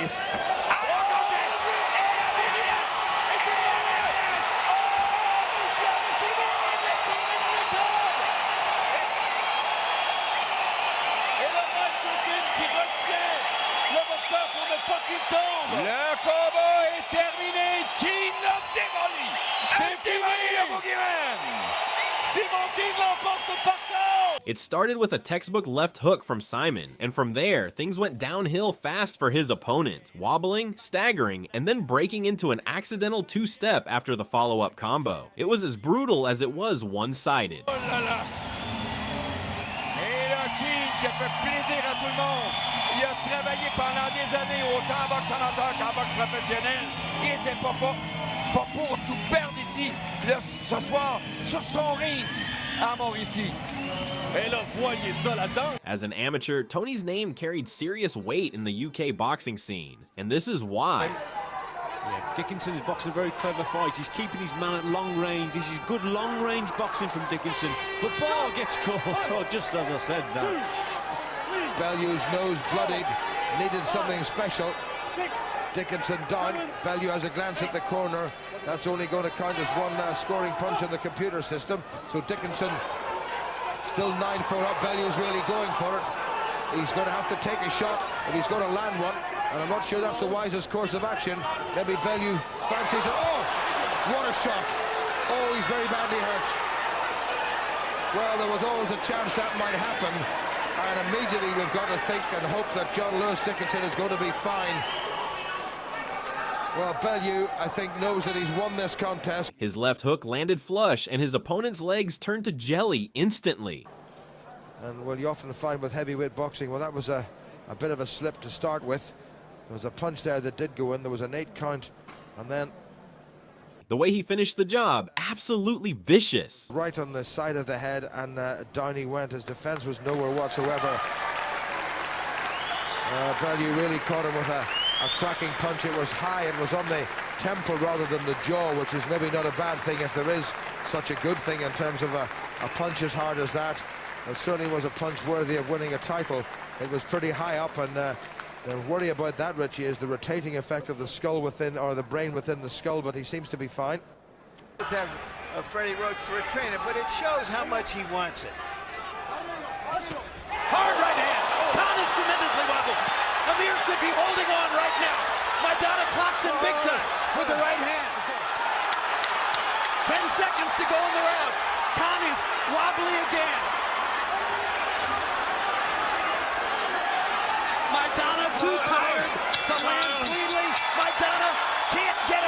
Marcos's overhand sent Amir into survival mode, his legs betraying him instantly. It took every bit of his heart and toughness to stay in the fight and make it to the bell. That a big fellow called Tyson Fury will be watching. Yep, it's exciting times in this heavyweight division. Oh, goodness me! Well, there is the disaster scenario for this huge crowd, and Price is in real trouble. He's on jelly legs, and it's been stopped. It's all over. It has been finished in the second. Price hit the canvas and spun around like a newborn turtle, struggling to find its footing. When he got up, his legs were all over the place, forcing the ref to step in. The hype train was officially derailed. To David Price, and the legs were gone.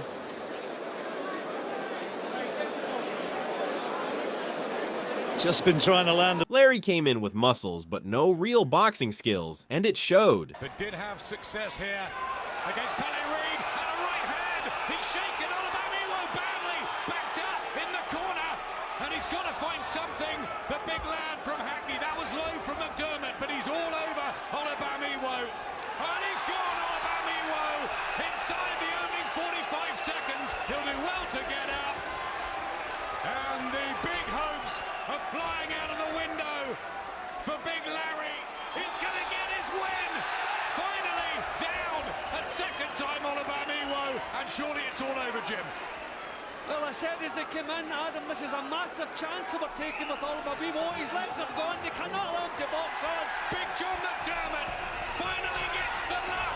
McDermott, who looked like he was more familiar with McDonald's than a treadmill, didn't need a six-pack because he had actual boxing ability. Open, he's used to blasting people out. The first punch shook his legs that caught him bang on the chin. Larry learned the hard way that size means nothing without skill. And when you see the legs go like that in the heavyweight division, you know the guy is not going to recover from that. Tremendous stuff from McDermott.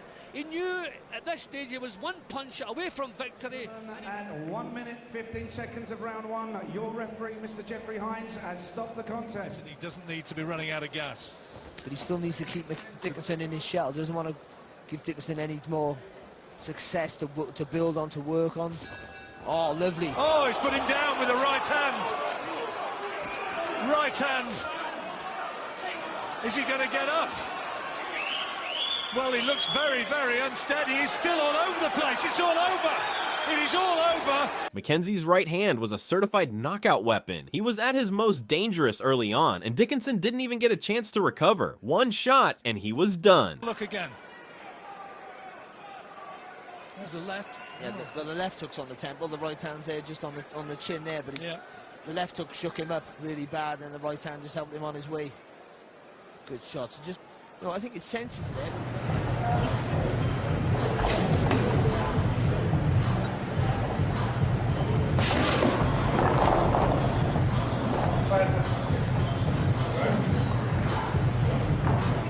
By the time Joe Frazier stepped in against Foreman, his best days were behind him, and it showed. And again, you saw it there. Frazier's hurt. Frazier's hurt again. One right hurt Frazier. Frazier is down. Frazier is down from a right. The mandatory 8-count. The first knockdown in round 5. So taking it from George Foreman. Foreman again with the right. Second knockdown in the round. His legs turned to jelly the moment Foreman's punches started landing. It wasn't just that Foreman hit like a wrecking ball. Frazier's aggressive, come-forward style played right into his hands. That said, a prime Frazier would have been a whole different story. With his relentless pressure and head movement at its peak, he could have given Foreman a real problem. But in this fight, it was a bad stylistic matchup at the wrong time. Has recorded 11 of his 22 KOs in the first 2 rounds. And there's the right hand lead by Maidana that sticks. Another right hand. Broner goes down for the first time in his career. He's hurt bad. And he's hurt. It was so satisfying to see Broner doing the chicken walk in this fight. It's probably my most satisfying moment in boxing history. He had been so arrogant and disrespectful to his opponent in the build-up, so to see him chicken walking was just great. George's nervous system went into a full-blown meltdown right here. Oh, he was out before he hit the floor there, wasn't he? He really wobbled and fell back there. And I'll be surprised he won't let him go on. He just, yes, he will. I'm amazed. His legs really were so rubbery at that stage. But he'll dive in now, Mickey Van, right away. He had to do that. I'd hope he'd do it first time up.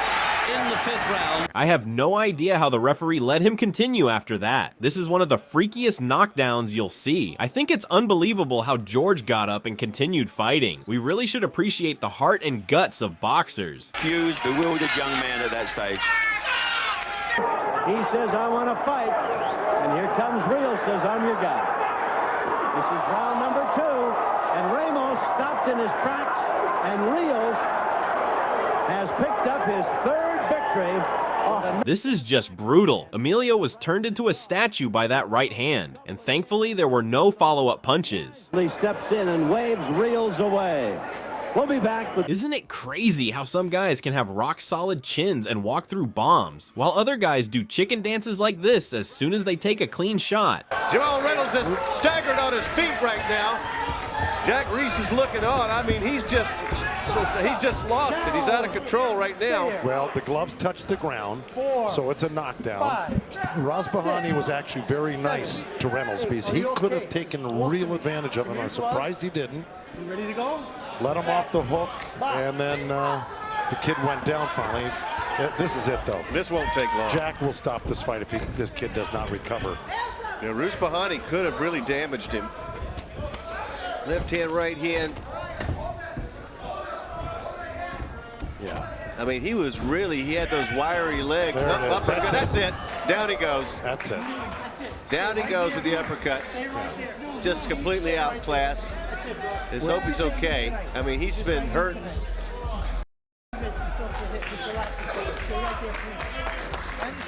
Well, let me just tell you something.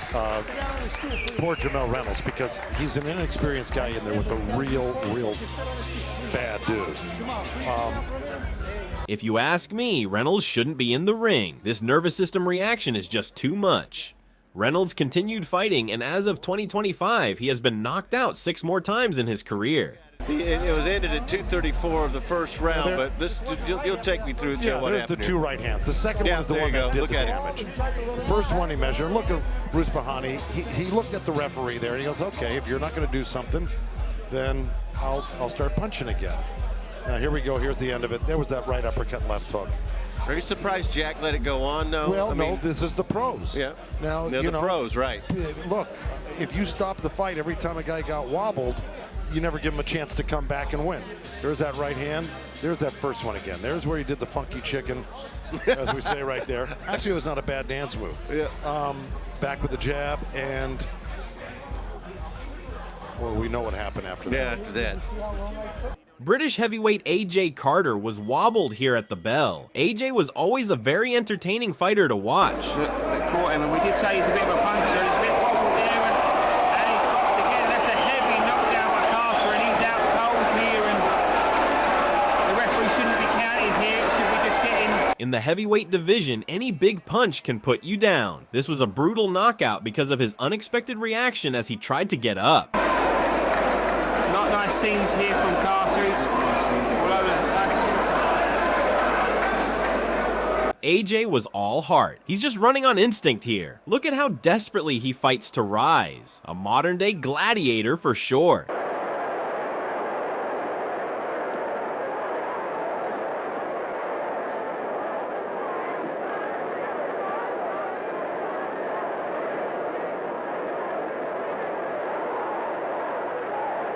This overhand right landed as cleanly as it could have. Здорово. Вот это, конечно. Да, вот это. То, что все ждали от Георгия, вот он показал. The opponent just dropped his left hand and left himself wide open for the punch. Поднимется. Владимир встает. Мужественный. Сколько времени остается? Состоит до финала. It's from here. Needs more of that. Sometimes he must feel like it's paper darts against the mouth. Oh, he's got it going with a left hook. What a finish here. Hey, gets to Valuev, who definitely did a silly dance there. I didn't think it was possible for a human being to hurt Valuev with a punch, much less make him do a chicken dance. Testing this. This is the most action that anybody's mounted against Lewis since Ray Mercer in '96, and there Briggs almost knocks the champion down. Shannon Briggs believing that he has hurt Lewis. See what?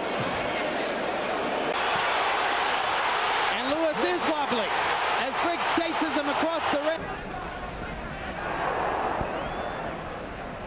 30 seconds to go in the 7th round, and a smacking left hook, and Carmen Basilio's knees are of rubber. Carmen looked like he was on inline skates here. He had a rock-solid chin, but Tony was a big puncher and landed cleanly. A solid right hand smash staggers Tony DeMarco. Carmen took exception to Tony, giving him a reputation as a chicken dancer, and he took him out brutally. He's reeling drunkenly now and falls with a left hook. Carmen Basilio pounding him in there, and the referee stops the fight. This fight a duplicate of the one last June the 10th as Carmen Basilio. Terry's lightning-fast hands were on display here. Mugabe early. It behooves Norris to dance and box and use his skills as much as he can. A good left from Norris, and Mugabe is staggered. John Mugabe goes down. A left from Terry Norris drops John Mugabe. Mugabe is up and on Queer Street. Oh, this crowd is stunned. John Mugabe dropped his mouthpiece. Here's where Mugabe will need all the experience. Agree. If somebody told you there was going to be a knockdown in round 1, Dan. Oh, and that right from Norris. You saw it stiffen the legs of Mugabe. And John Mugabe is helpless. Holding on. John lived here in Tampa for a number of years. Oh, and that right from Terry Norris. And John Mugabe will not get up. Terry Norris with the right finishes it here in round 1. Terry Norris, the new WBC Super Welterweight Champion.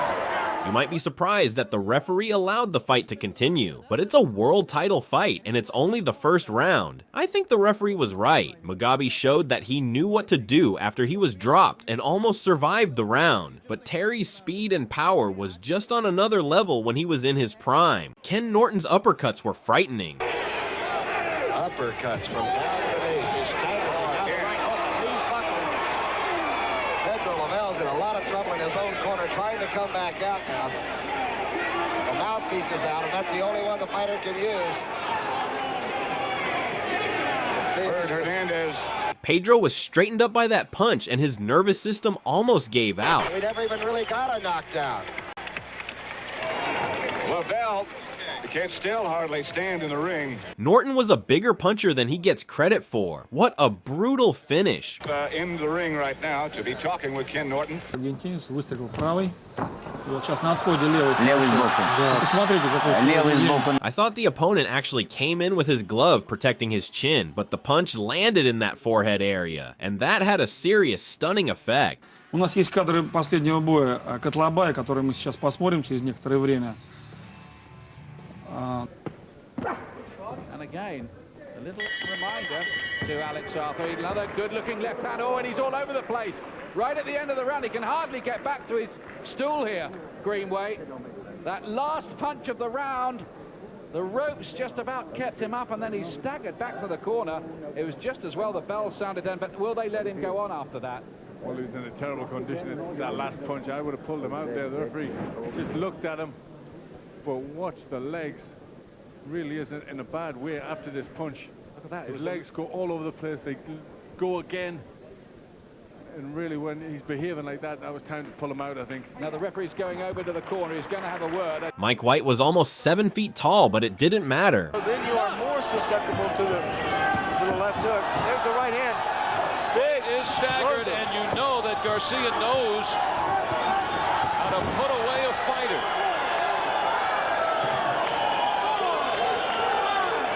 Good finisher is Alex Garcia. This could be it. And right here, what he should do, once again, jump right on top of White. Don't give him time to breathe. That's it. He did his fair share of chicken dances in the ring. No arguments from Mike White. Think about. Come on, Retro Sunday. Oh, right hand, and Ratliff is hurt. The question is, can Ratliff survive the bout. As you see, we're down to 25 seconds, and that's it. Beautiful right hand, timed perfectly. This was one of my favorites. Alfonso was lucky that Pinklon didn't obliterate him when he was defenseless in the corner. Alfonso Ratliff, who was able to rally. He complains that he was stopped, but he clearly lost control of his legs. Scott is able to land some good left hooks here. And Shabalala can benefit once he gets a lot of confidence and mix it up. Shabalala takes a hard right hand inside by Scott, and Shabalala is stunned, and now Scott is landing a series of right hands, and this is getting dangerous for Courage Shabalala, and that is justifiably a knockdown. And I don't think he's going to get up. He's not. That's it. Courage Shabalala has been knocked out by Brian Scott. The replay will show that Courage took some absolute bombs here. Look at these punches. It's no wonder he was looking like a Saturday night drunk in there. Here you can see the beginning, the middle, and the end of the end, as Scott opened things up with a jab and finally landed something with muscle on it, and something more than muscle. So I guess that home cooking must have done him some good, George. Oh, but that's married life. There you go. British heavyweight Gary Mason had some squash matches. Very little resistance, hardly a shot is coming back from him. Well, looking at this, it's only a matter of time, isn't it? Porter goes down with, 28 seconds of the round remaining. And this was certainly one of them. Oh, he's got him with the right hand, and he was into a little silly dance there, Porter, before hitting the canvas for the second time. His first round back in the ring. And I think you have to say it's just the kind of opponent you'd want for a comeback. It is. The opponent's putting up. Porter did several chicken moves in the fight. Gary was a thunderous hitter at his peak. To finish it off. Danny's legs just turned into complete jelly anytime he got hit cleanly in this fight. He's on unsteady legs. The referee's going to take a very close look at him here before he allows this fight to go on. But this is bravery. Oh, but a terrific right again. Did he briefly touch down? Williams says no, and the referee scored it to count. Sam was a tough heavyweight, and he punched like a mule. There's a left uppercut and then the right cross, and these are anxious moments again. Is the end coming now? I think the referee might. Has he stopped it? Has the referee called it all over? No, the bell has gone, and he's finished it. He stopped it, and Danny Williams has lost. Danny took chicken dancing to another level in this fight. The jab yet again, and once more, it was that right hand. He fancies the right hand, and he just doesn't stop throwing it. I wonder what Audley Harrison will make of this one, because Williams now still, of course, the British champion and the Commonwealth champion, and for the moment, the European title is a step to Jimmy Thunder. This kind of experience is something you cannot buy. He's down. Williamson's down. I thought for a moment he might have just lost his footing, but Once Jimmy Thunder had his men hurt, he was usually a pretty good finisher. big bombs from Thunder. Williamson's over the ropes. Street trying to stop it. He has stopped it. He stopped the fight. Williamson looked like Bambi as he hopped around like a young deer in the corner. Back. That hand now and again, you watch for it. Sooner or later, this Mormac has got to pick this up. Oh, and he hits him with a good shot, and he hurt him. Hit him with the right hand, and he's down. He caught him with the left hand, and then he followed it up with the right. Hayes scrambled, it counts up to 7. It was actually the left hook here that sent Hay into chicken dance mode. Hay was known to do a chicken dance here and there during his boxing career, but Here. How do you legs feel now? All right. He did a nice job scrambling. Watch Hay when he gets hit and realizes he's in a bit of trouble. He does a nice job. Now see, he goes down. Hay was always a must-watch TV fighter. He turned this fight around and got the knockout. Mormac may not be able to recover from this. He really blasted him. It's up to 4 and 5 and 6. It looks like he'd be ending it up at 7 and 8. Barely up as Jean-Marc Mormac. Look at him looking to drop that big right now. Oh, the right hand. Oh, my shot with the right hand on the ear. 2 big shots. Counts up to 5 and 6.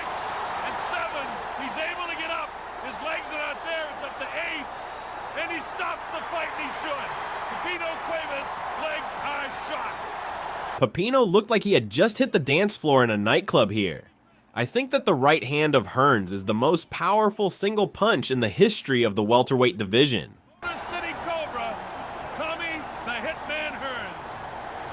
Roger was known for his stinging power. He was nicknamed the Black Mamba because he froze his opponents with his punches. Mayweather stuns him with the right hand. He's got Davis in trouble. Davey Pearl's got to stop. He's got to walk in there. Davis is down, and Mayweather walks over and looks at him. But Davis, what a tough guy. He's back up. I'll tell you, Roger Mayweather, to his credit, stopped because he was worried about hurting Davis. Finally, he went after and hit him. Davis said, "I'm fine." I don't know about that. Right hand by Mayweather, another one. He's through. They got to stop this fight. They have to. He has got to stop this fight. Hold it. What is this? My. Well, Davis almost helpless, battered by solid right hands. And Pearl steps between as a doctor from the Nevada Commission is in the ring now with Davis. I think Roger had some defensive issues, but there was absolutely no problem with his offense. Down, and they'll take a long, hard look at him. But I tell you, the right hand that you saw when we talked earlier about the abilities of Roger Mayweather, that you saw firsthand in round number 1, came to the fore here in the 4th round, and he really put Davis away. Well, Roger. This was supposed to be a competitive fight, but I thought Andre won every second of it. Those fighters are relatively large 160s, and Ward just racked Dawson again with another left hook, and Dawson's legs are gone, and there's the 3rd knockdown of the fight. 3, 4. That began with another crunching left hook. I thought that one landed on the neck, and Dawson may be calling an end to this himself. And that's a wise choice. He's done. Dawson quit, but in my view, he did the right thing. This was late in the fight, and his body was starting to give out. Opportunity presented itself, and Ward created his own opportunities time and again. I think it was off the top of the head that started the trouble there. Got the guy. Big right hand. Martinez almost going down. He is Canizales, a big combination. Huey, I think he slipped initially, lost his composure. Canizales took advantage of it and came in with a beautiful combination. Whoa! And a very lucky bell there for Gerardo Martinez, who thinks he's in San Jose, hopes he's still in San Jose, and not quite sure where he is. This is one of the best recoveries I've ever seen in a boxing ring. Orlando momentarily turned his legs into wood and then dropped him heavily, but somehow Martinez got up. But there was more chicken dancing to come. He's not been one to break up any defense. Whoa! Canizales has Martinez. He's down at the 4th round. Beautiful off the ropes counter punch. Martinez looks in his corner on wobbly legs. He's not there. Inside 1 minute, Canizales taking a close shot. I don't think he's going to survive this one. 50 seconds left. Jesse Reed imploring his fighter to keep the pressure on. Lou Barrett keeping a close eye on the action. That's it. He's going to stop it. Orlando was an elite fighter, one of the best technicians I've ever seen. Left and then quickly, Canizales coming in with some combinations. He's trying to hold on, but Canizales too good. Left and then a quick right. Bohol getting through with some shots now. That maybe give him a little bit of heart. Good exchange at the end of the round. Nearly had him on the deck there, and the bell wouldn't have stopped him, but it has in time. The left hook of Orlando was on display again here as the opponent took a seat in midair. Bang, in came that right hand, almost touched him down, did well just to keep his feet, but there goes the other right hand. In Orlando Bohol, he's been on the deck, seems to have got over it. Had a fairly good round, but no, oh dear, he's rocked there. He won't get over that, I wouldn't think. Now, he really picked him off there easily. It's a long time since he's been knocked over like this. But Orlando also had a right hand. He showed it there. He was a very diverse fighter, truly having every single punch in the book. Orlando Canizales then still the IBF bantamweight champion, and that's the way it's been for nearly 6 years.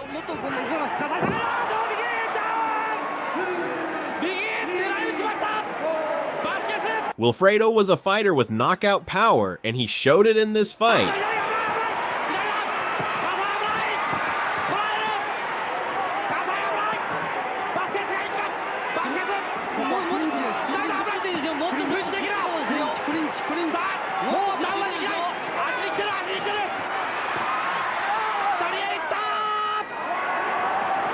The opponent was on inline skates after the fight, as he tried to stay in a vertical position. Ray Leonard was one of those fighters who seemed to just have a cheat code. His hands were lightning fast. Up,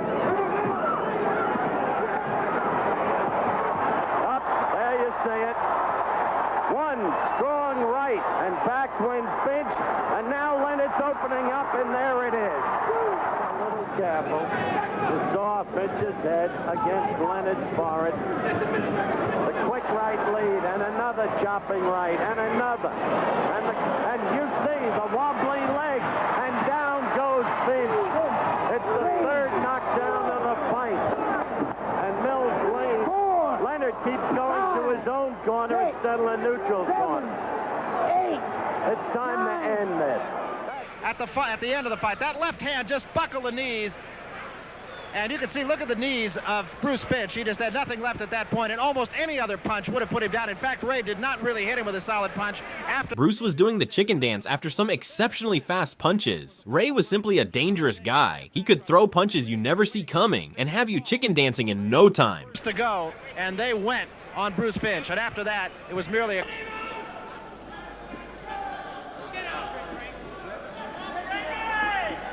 Oh, what a good right hand, right on the bellum.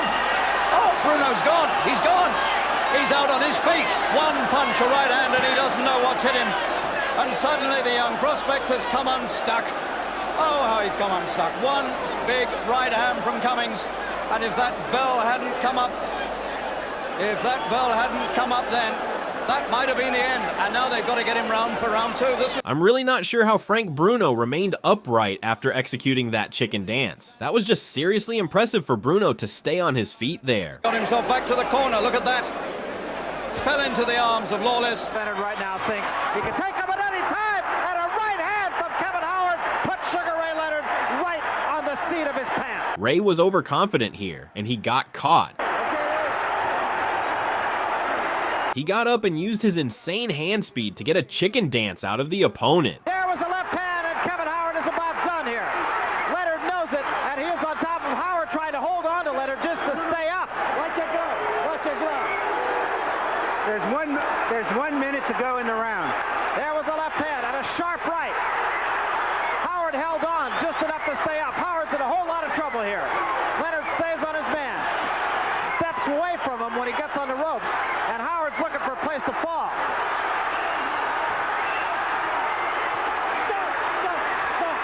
That's it.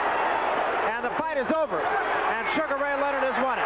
There really isn't much you can do when a guy has lightning fast hands like this. Leonard also had very good power in either hand. He holds on. Michael was a beast in his prime. Watch out for his left hand. He's making one mistake. He should be moving to his left, outside the right foot of Michael Moore. His left foot should be outside the right foot of Michael Moore. There it is. And look, he landed a left hook when he did that. And he's staggered with the left hand. And down he goes. The left is the one that put him down, and this fight is over. Moore was a very good inside fighter. His fast hands and southpaw stance gave him a big advantage. Nailed with several more punches. Trying to clear his head. And from any other angle, it's just as painful for Billy Wright. The interesting thing is Wright was in a position to throw the hook, but threw it badly and was hurt by the short punches of Michael Moore. Ironically, the jab there is the one that really did the job against Billy Wright. The right hook to the top of the head is a very disorientating punch. That jab after the chicken dance didn't do Billy any favors. Those first punches in that first flurry were punches that didn't look that hard. We'll get a look at him here. Now there's Wright in a good position to throw the hook. That was the left hand to the jaw. The first one is the one that did it, and this angle showed it more clearly. And then the big punch in that second flurry was the lead right hand by Moore. And the hand speed of Michael Moore is something that even at 224 pounds, as we look at this replay again, is something that he continues to have. And if there's one ace card in his hand, it would be that. About 18,000 for basketball. And upstairs, very patient, methodical. Oh, he rocked him on that. He rocked him on that one. You know what? This is the end of the fight.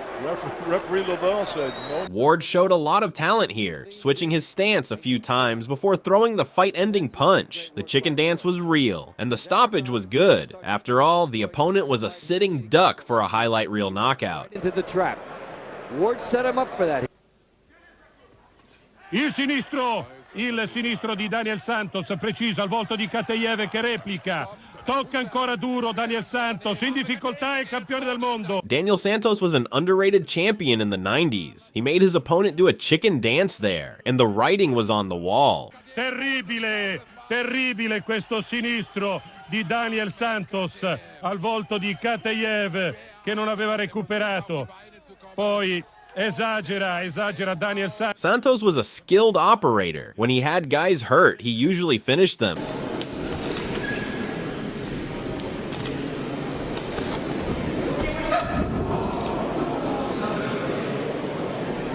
This is an example of a bad concussion. The fighter was knocked out by a clash of heads, and the back of his head hit the canvas hard.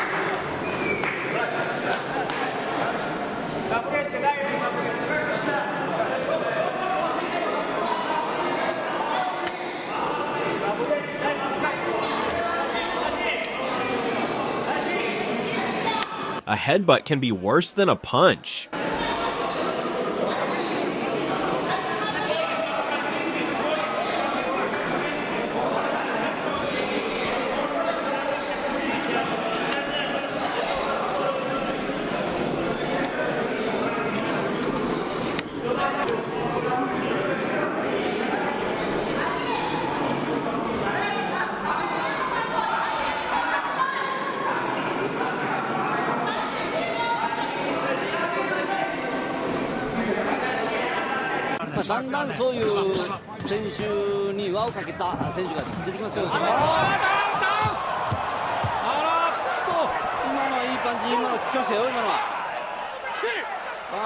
Ward got caught with a vicious uppercut here, and he was doing the funky chicken dance. Notice Ward gets hit by his right hand, and he's probably hurt at this point and too slow with his head movement afterward.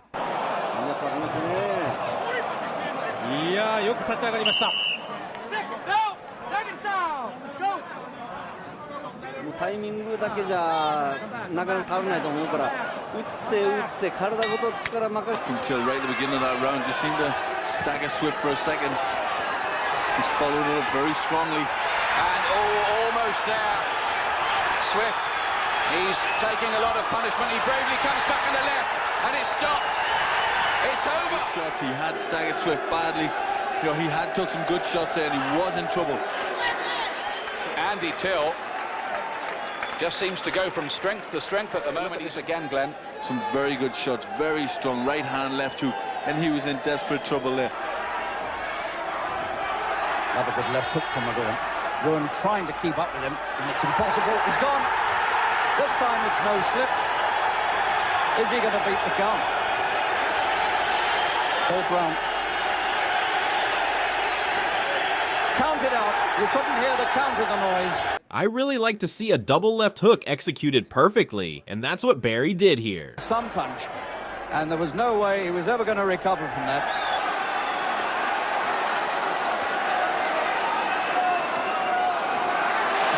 He catches Cabrera to the head again. This was a beautiful left hook by Barry. The opponent's legs never recovered from the punch. He was flailing around the ring for quite some time. Into the commentator's face, and he's gone. His legs have gone, and he's turned to his corner, and I don't think he wants to go on. But the referee has invited him to go on, and he's going to take a hammering. His gum shield is out, round 14, and he can't stand on his legs. He's gone. The legs have gone, and he's looking to his corner. He's looking for his gum shield, and the referee's saying, come on. Why doesn't the referee do something? This was late in the fight, and the referee was too slow with this stoppage. And he's walking straight in. And as you can see, Duns is the matador. Oh, another shot knocks down Cabrera. Cabrera is the bull, and the bull who's about to be put to sleep. Oh, that's it. Dunn had an overmatched opponent in front of him here. It must feel good when your opponent just comes running into your punch like that. Cabrera was on spaghetti legs when he got up. There's no way the referee could allow that to continue.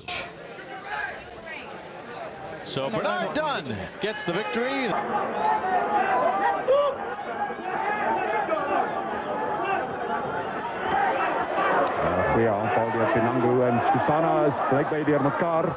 Some dreadful officiating here. The chicken dance was just performed. The referee decides to bring the doctor into the ring to check the fighter.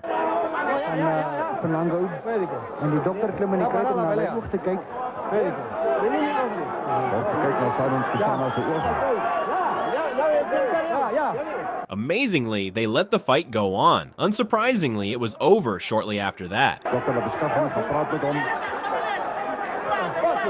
En er was een handvecht, ja. Dit was misschien een welkome rustkansie voor Simon Skusana, maar nu is het Pinango dat baie blitsig op die aanval is. En Skusana wordt met alles raak geslaan. Ik denk dit is voorbij. In die laatste ronde is het Bernardo Pinango wat voor Zuid-Afrikaanse Simon Skusana uitslaan na een schitterende gevecht. Mitchell showing quite a chin in this round. He has been wobbled on a couple of occasions. And now he goes down, really just, he never did hit the ground. Never did hit the ground. Referee, remember, can call a knockdown if it's felt by a referee that the ropes were the only thing holding him up. And clearly that was the case. Mitchell will do well just to survive. He has no legs at all. And Munoz taking a long look and calls it off. So I saw it southpaw him, and I was able to catch him with a straight left. Yeah, the left came out of the southpaw stance. There you saw him nearly go down. Did you think you had him going at that point? Yeah, I thought that was going to be a knockout there. In the final fight of his career, Colin Dunn showed extremely bad punch resistance. Was good, and Dunn staggered, and he's down in the second round. Dazed, confused, Colin Dunn. Is it all about to come crashing down? He was badly hurt any time a solid punch landed. That one was in the forehead, and it can take quite some time for the head to clear. Just what I'm talking about, taking the full force of a shot, and that's what happened there. Again, the dynamo falls. He is all over the place. He's going to be stopped shortly by Marcus McDonnell. He cannot stand. In comes Colin Lake and Terry Toole, the tight-knit team. And Colin Dunn's career is over here in Brentwood. I'm glad that he retired after this fight because his punch resistance was completely shot. Stay on his feet, the proud man he is, but he did not recover from that one. As he got back up, caught him high, chin down. There it goes, caught him bang on the forehead and just robbed him of his senses. You can see he's trying to keep his feet, but everything... Professional, a decade ago. At this stage, nothing left, Adam. It hadn't recovered, just really bludgeoned to the floor that time, not really seriously hurt, but when he got back up, his balance had completely gone, and the referee had no option but to call off. See, as he came up, couldn't stand steadily, couldn't put his hands back up, face his opponent. Referee having a good look at him here, no question. This might be the funniest chicken dance in the entire video. Nice combination by Baker, and that hurts Savigny. Drives Savigny into the ropes. Baker again, right on top of Savigny, cuts there with the right hand. Savigny misses a right hand of his own and now holds on. He really is holding on, look at him. And he could be in some trouble. Another good uppercut by Baker. And Baker drops him. And Savigny is in trouble. Yeah, big serious trouble. He's dancing. Look at him. He's on his feet. He is. Baker's gone. And it's over. How do you like it?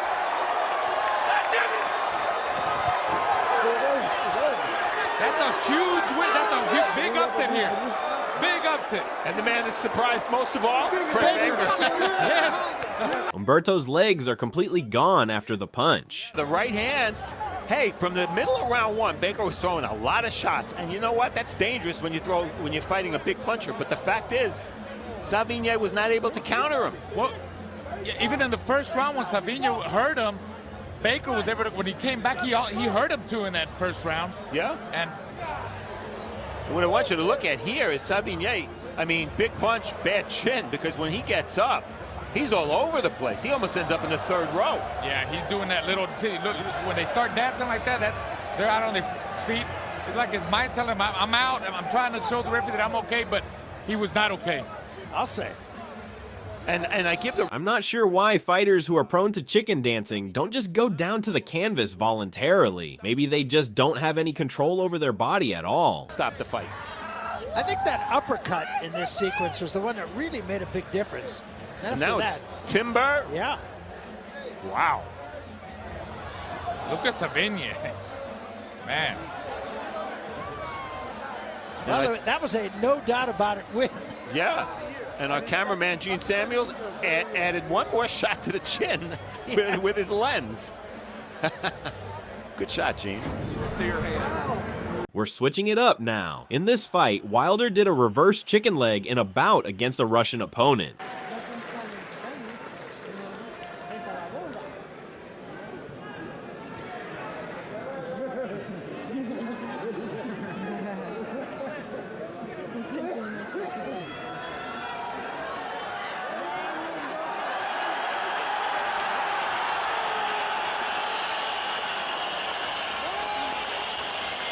Wilder just didn't set up his right hand properly, and he got timed with a hard counter.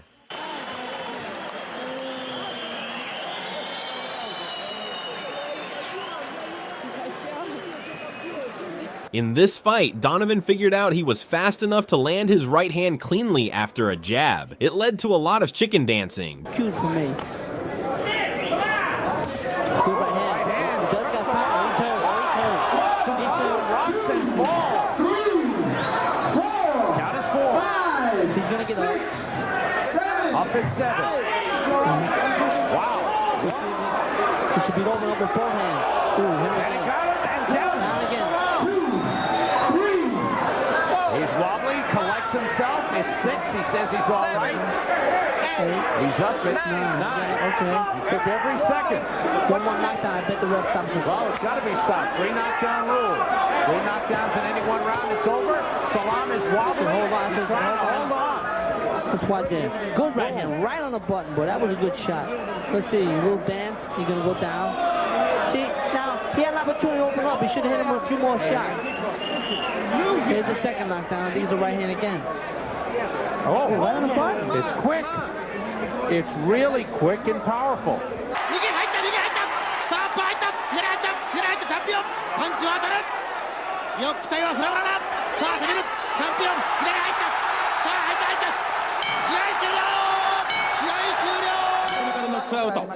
チャンピオン戸高秀樹2度目の防衛に成功。元チャンピオン翼体思想の野望を打ち砕いた格好になりました。 In the fight with Greg Page did not affect his performance. He stayed aggressive and he continued to allow the punches. Good right hand and Bay is down. Larry Holmes with a solid right hand. David Bay doesn't know where he is right now. Bay was as tough as hell, but Larry's right hand is one of the most underrated punches in heavyweight history. Well, that could be it. That could be it. And Bay doesn't know where he is. Padilla taking a close look. Still 20 seconds to go in the round. Bay trying to hold on. He's got nothing left. Just hoping to weather the storm. And he's down again.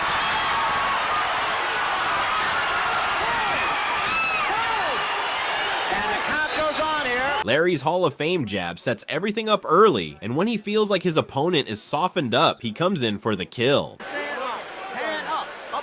Here again later in the round, another right hand.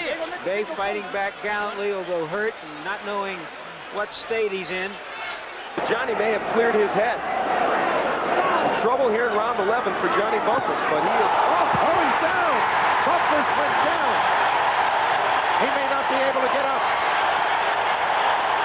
His legs are twitching. He is in desperate trouble.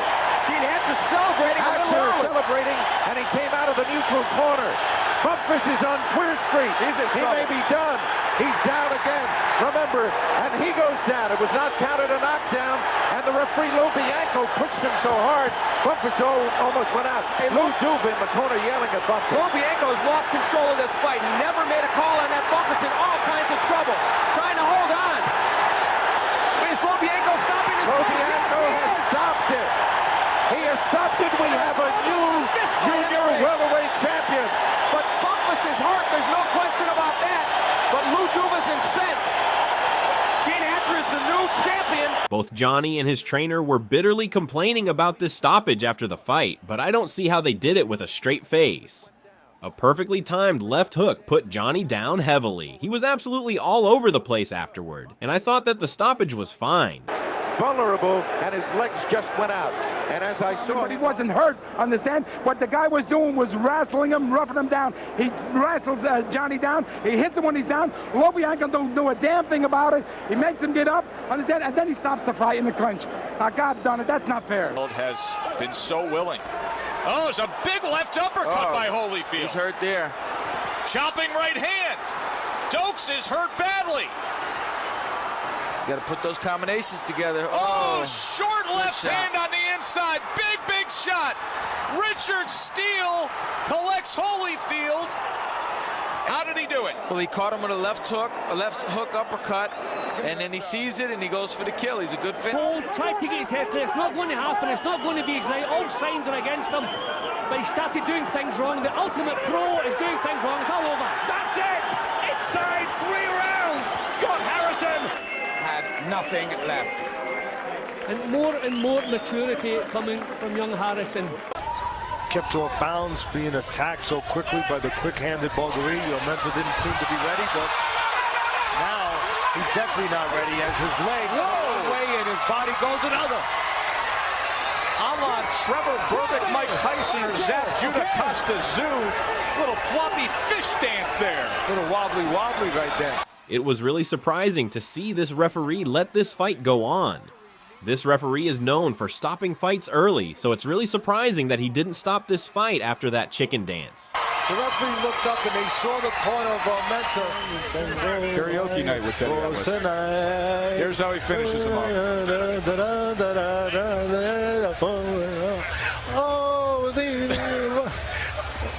And there it is. He's on unsteady legs. Right hand followed by a left. The right scored, the left did. Brown, there's a left hand. Oquendo's in trouble.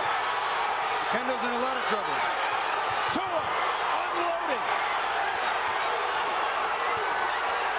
The referee watching closely. He's stopping the fight.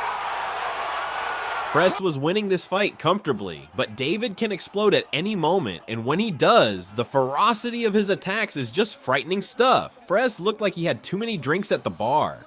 Danny was confident coming into this fight, but he didn't win 1 second of the fight. And having a punch down, he's got him with the right hand. He's staggered him. Williams in trouble in the first round. Danny must get some punches off. That's better, but he's doing nothing. He's badly stunned. He's all over the place, Danny Williams here. It could be stopped. Down he goes. It's a hammering. He was doing several chicken dances throughout the bout. Still 30 seconds left in the round. Oh my goodness me. It's all unraveling. Vitali's long-range game was just too good. He's got him. He's got him. Walked onto it. Down again. Away. Canelo Alvarez, 41-0-1, 130 knockouts. Austin Trout, 26-0, 14. There's a big right hand that drops Trout. We talked about the momentum of the uppercut in round 6. The technique on Canelo's right hand here is just exceptional. He does everything right. The straight right is the perfect punch to throw against southpaws. Trout showed heart in this fight. He got up, made it the distance, and lost a close decision. But it didn't take it out of his heart. No, the first knockdown in his career suffered here. He came up after this and was willing to engage. But his feet, his movement, may have been... Daniels came after Peter like Peter stole something from him. Of the year more, fracturing his ankle as Quillen got his knees buckled with that right hand, and Daniel Jacobs all over Kid Chocolate. He has to be careful not to punch himself out. Jacobs doing a great job. Vicious right hand. Quillen on inline skates, and the referee has already stopped the fight. Wow. This was the first round of the fight. Peter didn't appear to know what hit him, and the fight had to be stopped because he was tottering on his feet. It wouldn't have been pretty if the referee had let that fight continue. He didn't go down. at the beginning, but about the wrong guy, didn't I? Daniel Jacobson's the one. And look at him, he's very staggery on his feet. And down he goes into the ropes, and the referee, Arthur Donovan, went to step in, but he lets the action continue. Primo was a huge guy, but Max treated him like a basketball in this fight. Primo was bounced off the canvas multiple times. Left hand catches him too. Another left. Max trying to keep the pressure on to win this fight. He did several chicken dances in the fight. Of the knockdowns. Watch the first one. He catches him right on the jaw. And down the big fella goes, but he doesn't stay down long. But notice his legs. It was a punishing punch because, as you can see here, Max was in some seriously destructive form on this night. oh, the right hand catches the big guy by the ear. And he finally goes down, hangs onto the ropes. Arthur Donovan asks him if he's open. Targeting the midsection now in this third round. That's a big tactical switch from Garcia. Oh, he's got him! Left hook gets Khan! Last 30 seconds of the round and he's all over the place. He is not going to recover from that. 7, 8. It's all over. Is Kenny Bayless going to let him carry on? 14 seconds left. To go. Garcia is champing at the bit, trying to get out there before the clock stops. Survival time for Garcia. Can he hold on? Garcia trying to just finish the job. And Khan is all over the place at the bell. What a sensational finish to that round. Khan. I think this fight was over after the first left hook hurt Khan. Danny knows he can't compete with Khan for speed. He was getting picked off at long range. He decides to start swinging with Khan, engaging in exchanges of punches. He knows he's going to get hit doing this, so he puts his chin down and doesn't even look at where his punch is landing. He hits the jackpot and Khan never recovers. Left to go when he got up, and he survived. But has he recovered? And he survived. But has he recovered? The left hook is the danger shot from Garcia, and Khan has not recovered. And I think Kenny Bayless is on the point of stopping this. Khan is all over the place on rubber legs. I don't know. It's just a beatdown until the referee stops it. Quick for him, too experienced for him. He just stuck to what he was doing. It wasn't working, but he was happy that it would start working, and it did. And there's the result. Really in the driving seat at this point on. Khan showed his courage once again, showed he can come back from serious knockdowns. Shows how... now, and I'd be very surprised if Sokolowski's not starting to see that coming now. Oh, and he gets wobbled himself, the legs have gone. Sokolowski's got Carter in all sorts of trouble, and that's a very heavy knockdown. AJ Carter left himself open for that left hook, and it had devastating consequences. He really needs to take his time, if not, it's not really stop this right now, because Carter looks in all sorts of trouble. He's got to stop it, the he landed that big one as Carter was trying to wind up the big hook. Now. Well, the referee takes a look, Mark Bates, and it's going to carry on. And Sokolowski comes in, tries to finish it out, and it's down again, and surely that is it. Terrible refereeing. The referee has waved it off now. Camille was a solid journeyman, often the recipient of some unfair decisions. He took matters into his own hands in this fight. In this fight, Marco appears to take an ungodly amount of punishment.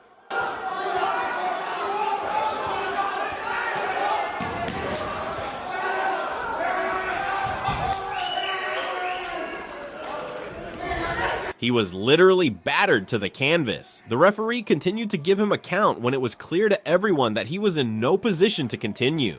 The power of Shannon's punches was in full effect here. They trade left hands, now a right hand over the top from Shannon Briggs, and O'Kine goes down.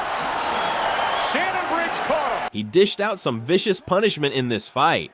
It's like a warning label, on a cigarette pack, the Surgeon General says this can be unhealthy. Closing moments of what has been a big first round for Shannon Briggs. He gets him again. O'Kine saved by the bell. Same thing, the right hand, you're going to see the same reason why. There's a left hook, starts it, and the right hand continues to crash home, and that time just pushing. I think there is a good argument for stopping the fight at that moment, but the corner sent the opponent out again. The finish is one of the most brutal you'll see. There's a couple of left hands and a big right hand, and O'Kine, but plenty of getting up, forcing the referee to do his job, and seeing that O'Kine would just... Amazingly, the opponent got up and was stopped while still on his feet. He went forward, moved his hands, doubled up, tripled up the hook, and then finished with the right hand. O'Kine was right there, standing straight up. Let's take another look. Nothing complicated. O'Kine standing there. Shannon overshooting him with a right hand at first, then getting his distance, doubling, tripling the hook up. First one didn't land, the second one did, and then finishing the show with the right hand. 3 knockdowns in this fight against the previously undefeated Abraham O'Kine. Couple left hands, big thunderous right. We can't end this video without showing the most famous chicken dance in boxing. Down goes Zab Judah, and he's really hurt. He's all over the place. The fight's all over. Zab showed his inexperience by getting up too quickly, and he went down again. He had a meltdown after the fight, and the referee became the target of his frustration. WBA and IBF 140-pound unified champion of the world. Now we have a bit of a brawl in the ring, and this is too bad to see this. Zab is beside himself. This happens in boxing. This epic chicken dance has gone down in boxing history as a truly iconic moment. I've seen he's become a little lazy in the beginning. I've seen how he come in, and look at him. He's really, look at his eyes. Look at his eyes. The referee has done the right decision to stop the fight. Otherwise, he will be really, really hurt.